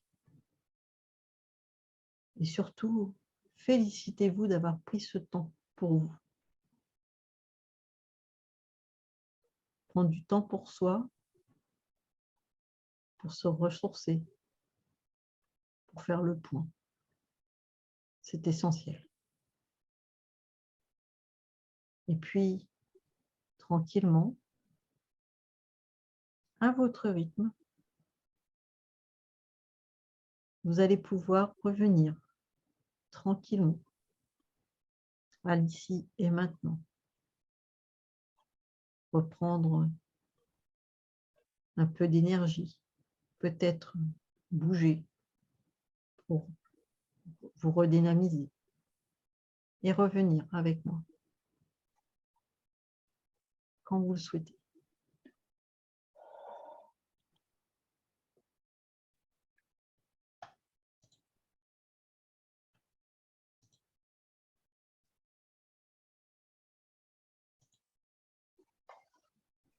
Laisse revenir tranquillement et puis quand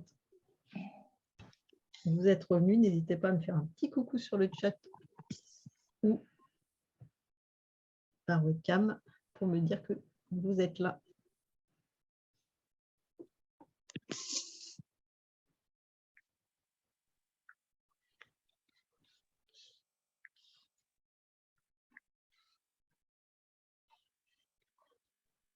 Coucou, c'est lui.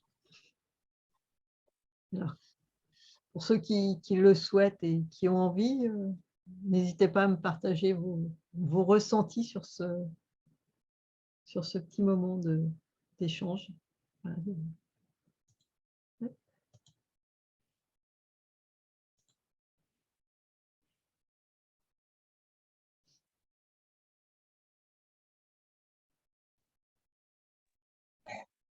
Ça y est, t'es revenu, Sylvie. T'es reparti dans la haine. Je me suis dit, bah, j'avais 6 personnes. Je dis, bah non, on était 7 tout à l'heure. Je ne sais pas ce qui se passe. C'est la connexion qui, de temps en temps. Alors, du coup, oui, je disais, je ne sais pas si tu as entendu, donc je disais que voilà, si vous vouliez me partager vos ressentis ou voilà, ce qui vous vient, comment vous vous sentez, etc., il n'y avait pas de souci, vous pouviez le faire ou sur le chat ou en webcam, c'est comme vous le souhaitez. Alors, qu'est-ce que tu me dis? Je suis de retour, mais je sèche complètement au niveau action à entreprendre. Il faut dire que la violence envers moi-même n'existe pas. Eh ben voilà. Eh ben, première action que je vais te proposer, Nadège, ça va être de te dire, eh bien, je m'offre de la bienveillance. J'ai le droit de ne pas savoir quoi faire sur le moment. Ce n'est pas grave, il n'y a pas d'urgence. Ce que je vous proposerai, si vous le souhaitez, c'est que je vous enverrai le replay du live. Hein, donc le temps qui charge, ce sera peut-être plutôt demain, mais je vous le renverrai par mail et vous pourrez refaire l'exercice. Et vraiment, cet exercice, je vous encourage à le refaire régulièrement. Et justement, si tu as la sensation que là, il n'y a pas d'action qui te soit venue en tête tout de suite, eh bien, essaye d'observer en refaisant l'exercice régulièrement si justement, ce n'est pas plus facile d'avoir ces actions qui reviennent. Hein. Et c'est vraiment la plus petite des actions. Des fois, si c'est simplement de se dire, ben, je veux, je sais pas, justement, je veux avoir un peu plus de bienveillance avec moi. Comment je peux avoir plus de bienveillance avec moi? C'est peut-être simplement de se dire, bah, je me mets le matin une crème sur le visage parce que j'ai le droit de me faire du bien. Ça peut être, bah, ok, je n'ai pas réussi là, mais ce n'est pas grave. Ce n'est pas pour autant que je suis pas une belle personne, etc. Vous voyez? Donc, c'est vraiment de prendre ce temps pour vous aussi, hein, qui est super important. Sandrine, super exercice, super. OK. Par rapport alors, pour ceux qui étaient là dès le début, je ne sais plus qui est arrivé un petit peu en retard, je vous avais demandé en début de séance, de 0 à 10, à combien vous vous sentiez physiquement et émotionnellement. Et bien, si je vous le redemande là maintenant, suite à cet exercice, à combien vous sentez maintenant? Avec plaisir, Nadège.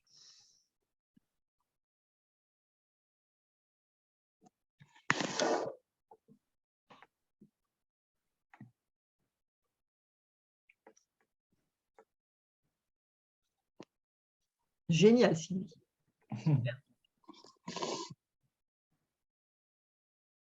Alors, c'est intéressant, Sylvie, ce que tu me dis, parce que tu dis que tu veux pas téléphoner à une amie que tu n'as pas vue depuis longtemps. Alors, tu partages ou pas si tu veux, hein, il y a pas de souci. Mais est-ce que c'est justement par rapport à ce que tu vis que tu n'as pas vu cette personne parce que tu te dis voilà, il y avait des choses qui étaient peut-être difficiles à exprimer avec elle ou c'est juste parce que vous vous êtes perdu de vue, entre guillemets, pendant un certain temps est-ce qu'il y a une notion par rapport à ça, justement Et disons que des fois, quand finalement le handicap arrive, il y a des personnes qui ont des réactions très inattendues, Mhm. c'est-à-dire qu'il y a des gens qu'on trouve proches et que tout d'un coup, ils deviennent très lointains.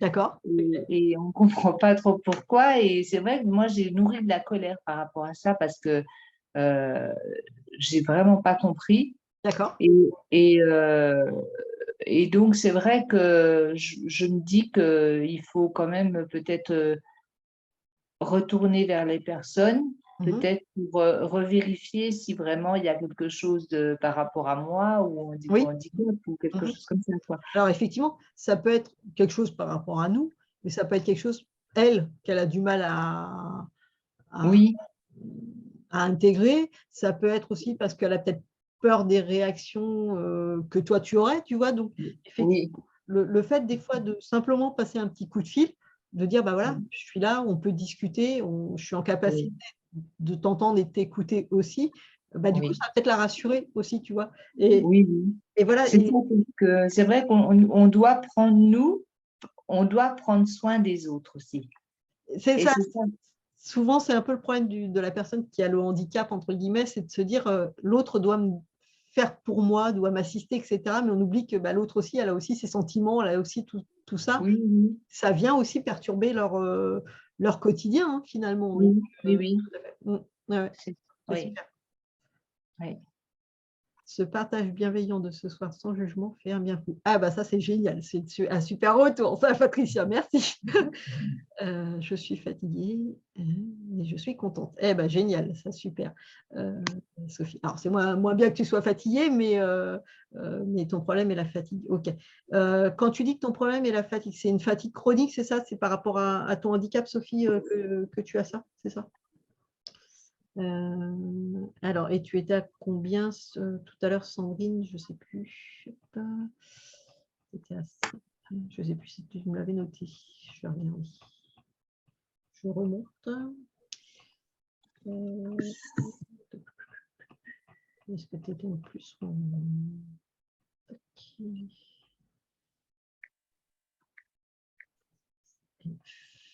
Ok. Alors, attends, de ce que tu mets.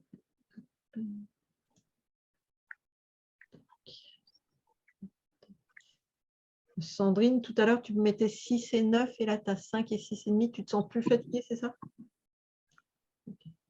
Ok, fatigue post-AVC, neurologique. Ok, environ 3. Très affaibli. Du coup, je reviens avec le micro. Oui, C'est oui, Sandrine. vas-y. Bonsoir à toutes déjà. Bonsoir. Oui, non, j'avais pas mis, c'est pas ces chiffres que moi j'avais mis tout à l'heure. Moi, j'avais Ah, mis, je sais plus, dans les 3 et demi, quelque chose comme d'accord, ça. ok. Comme ça, je le renotais après, mais voilà, j'ai dit non, non, c'était pas ça. C'est Donc pas ça. déjà, Oui, non, parce que du coup, je l'avais plus en tête. Ok. j'ai eu une seule journée en plus, donc où c'était bien impacté, tout ça, bien mélangé, donc ça m'a éclairci quand même pas mal de zones. C'est Ça m'a fait ça. du bien, merci beaucoup. Bah, de rien. Et c'est pour ça que même, alors, hormis même quand on n'a pas un handicap, hein, c'est super important cet exercice-là parce que ça permet justement de prendre du recul aussi sur ce qu'on a vécu dans la journée. Des fois, de faire aussi un peu le tri entre c'est le physique, le handicap, ou c'est une histoire avec une relation avec quelqu'un, etc., un événement particulier. Et du coup, de faire cet exercice-là, bah, justement, ça permet aussi de prendre du recul, de se poser et de se dire, bon, bah voilà, sur quoi je peux, moi, avoir un impact là, tout de suite, maintenant, sur les choses, quoi. Bah oui, voilà, c'est ça. Ouais, tout à fait. Ok, super. Eh ben, génial. Très affaibli et impacté en ce moment. Ok, Sandrine. Et du coup, alors, je rebondis sur ton commentaire très affecté et impacté. Bah, justement, quelle serait l'action que tu pourrais mettre en place pour travailler sur ça, justement? Alors, on va dire que pour l'instant, effectivement, parce que j'ai perdu toute confiance en moi et voilà, je suis seule et du coup, je m'isole de plus en plus, donc voilà, c'est compliqué. Et voilà, je suis dans un parcours où j'ai fait beaucoup de thérapie et au final, là, j'arrive à un point de non-retour par rapport à une réadaptation professionnelle. D'accord. Et du coup, voilà, c'est compliqué. Donc moi, l'action que je me suis dit tout de suite, c'est déjà effectivement me donner plus d'amour. C'est ce que j'ai profondément le plus besoin, en fait. Voilà, D'accord. déjà. OK. Pour que le reste suive. Mais déjà, toutes les explications que vous avez données, c'est super. Parce qu'effectivement, on patauge dans une mare et du coup, on s'enlise avec tout le regard des autres, avec toutes les explications et l'énergie qu'on peut donner vis-à-vis de tout ça, que ce soit personnel ou professionnel. Et du coup, là, toutes les explications qui sont données depuis le début sont très claires, très concises, très précises. Et en plus, à moi, elles m'ont hyper parlé et ça m'a solutionné beaucoup de choses dans ma tête. Ah, bah, Franchement, je dois vous le dire, cette conférence de ce soir, à force des différents organismes, les thérapies et autres, a toujours parlé à droite et à gauche dans tous les sens, où ouais. tout s'est fini par faire un brouhaha sans fin dans mon cerveau, plus savoir où j'en suis. Bah, cette conférence de ce soir, très détaillée, étape par étape, dans les bonnes étapes, effectivement, comme vous disiez, sans partir dans des cas trop particuliers, mais général, ça permet de voir vraiment plus clair sur beaucoup de choses. Et du coup, je pense que ça va m'aider pour essayer d'avancer sur la suite où j'étais à un point de non-retour, justement, dans mes décisions à prendre, dans des directions à prendre, ou tout ça. Je pense que je vais pouvoir me poser et analyser plus facilement les choses et peut-être éclaircir plus facilement au niveau des résultats, quoi. Les résultats. Et tu me parlais de beaucoup de thérapies, de choses comme ça. C'était vraiment des thérapeutes ou c'était plus de coaching? C'était quel type de… En fait, moi, j'ai fait 2 ans de clinique parce que je suis arrivée à un stade où je ne pouvais plus respirer, plus marcher, plus rien. Donc, il a fallu réadapter tout ça. Et en parallèle, donc, j'ai ma psychiatre 1 fois par mois et j'ai ma thérapeute de fond 1 fois par mois et un thérapeute coaching 2 fois par semaine. Sauf que il y a eu beaucoup d'événements impactants depuis tout ça. Ça fait 4 ans que je suis sortie. J'ai fait un bilan de compétences, une reconversion professionnelle. J'ai fait une rechute de santé suite à ça parce que ce n'était pas adapté, trop intensif, ainsi de suite. Après, les événements personnels, comme disait la dame tout à l'heure, entre les deuils, les essais sentimentaux, les ruptures, tout ça. 48 ans cet été, pas d'enfants, enfin, tout tourne dans le cerveau, tout se mélange. Et les déménagements pour des raisons X qui ne sont pas voulues, donc imposés dans des choix où on se perd dans des démarches sans arrêt parce qu'on est dans des situations, comme disait notre dame tout à l'heure, où on n'est pas forcément reconnu ni aidé, donc c'est épuisant. Et voilà, le tout mélangé dans les sources à salade, l'eau a platché sur les bords. C'est pour ça que c'est important.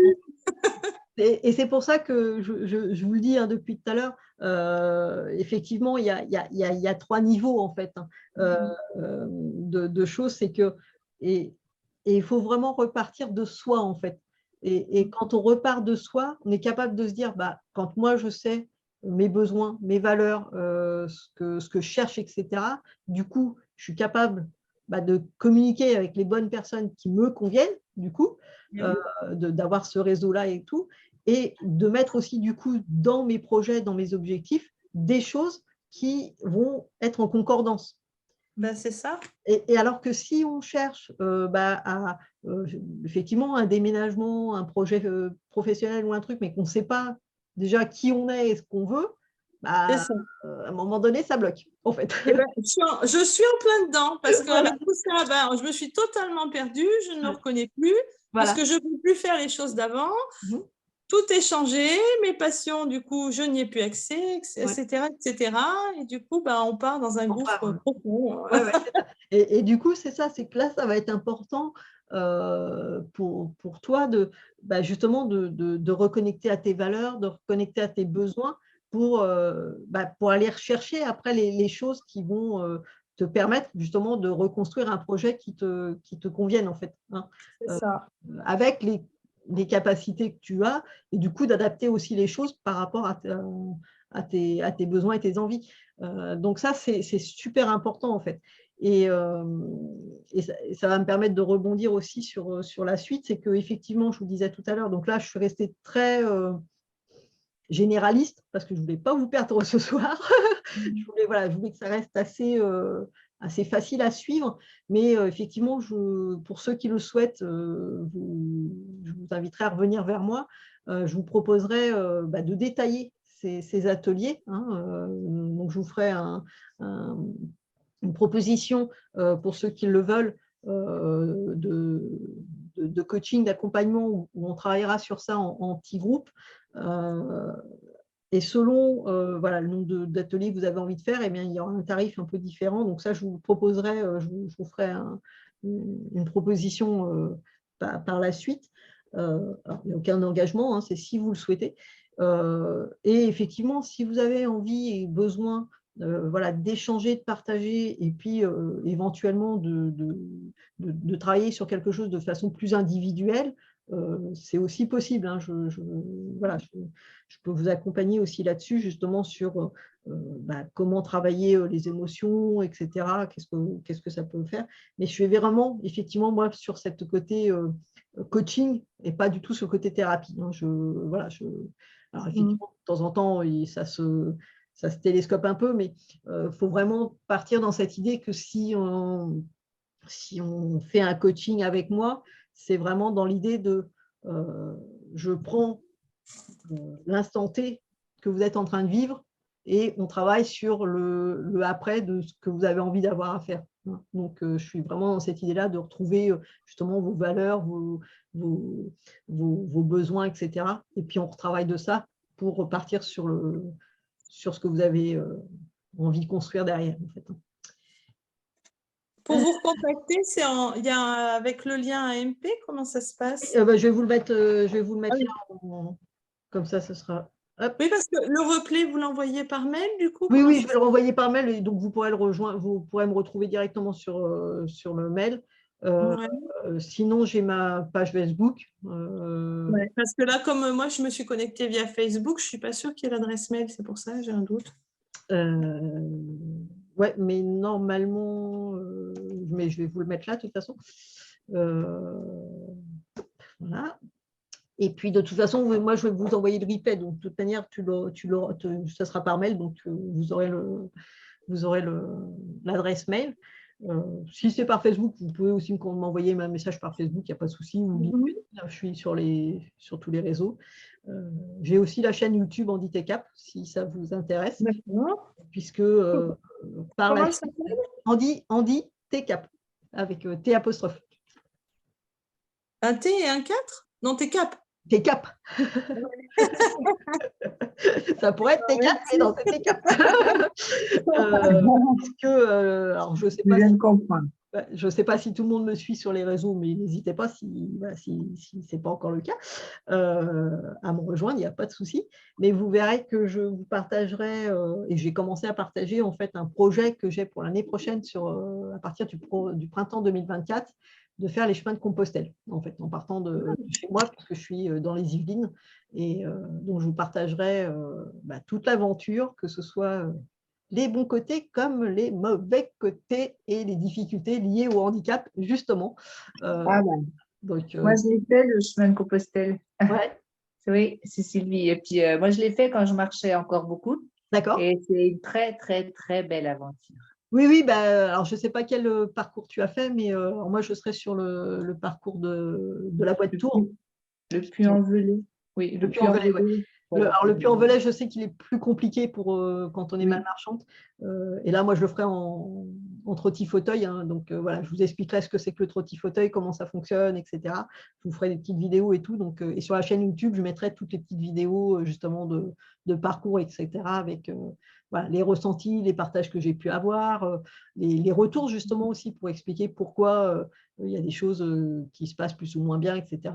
Et justement, je fais vraiment ce projet dans l'idée de dire, de changer le regard en fait du handicap, et qu'on arrête de nous prendre un petit peu comme des victimes ou des super-héros du quotidien, parce qu'on n'est ni l'un ni l'autre en fait. On est juste des gens qui veulent partager un bout de vie comme tout le monde, quoi. Alors, Nadège qui nous dit… alors oui, non, j'ai Patricia qui me disait « J'ai eu une séance de kinésiologie hier, c'est super intéressant. » Oui, J'ai eu l'occasion de tester une fois la kinésio, c'est assez surprenant, j'avoue. Nadège, j'ai été côté aidant pour ma mère, maintenant je suis du côté à aider. Du coup, j'ai beaucoup de mal à comprendre certaines réactions de mes proches vis-à-vis de moi depuis que je suis PMR. Je n'ai pas de colère, mais j'ai été énormément déçue. Ok, je vais réécouter le replay avec intérêt parce que je me suis à un point où je ne supporte plus mes douleurs neurologiques ni ma situation actuelle. Ok, d'accord, Nadège. Bah, écoute, n'hésite pas, Nadège. Effectivement, comme tu es arrivé un peu après, du coup, tu n'as pas eu les informations. Mais si tu as besoin voilà, d'explications, etc., c'est pareil, n'hésitez pas à m'envoyer un petit mail, même alors, soit un mail, soit en commentaire sur Messenger, et on se prend un temps d'échange, de partage, hein, il n'y a aucun souci là-dessus. Voilà, on se prend un petit créneau d'une demi-heure pour échanger, pour que vous puissiez me poser vos questions, il n'y a aucun problème là-dessus, hein, bien au contraire.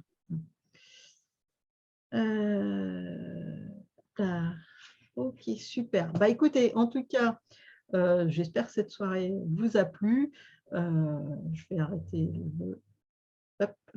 le partage comme ça. Je vous aurai pas tous en ligne parce que non, vous n'êtes pas en webcam. Il n'y a que moi qui suis en webcam.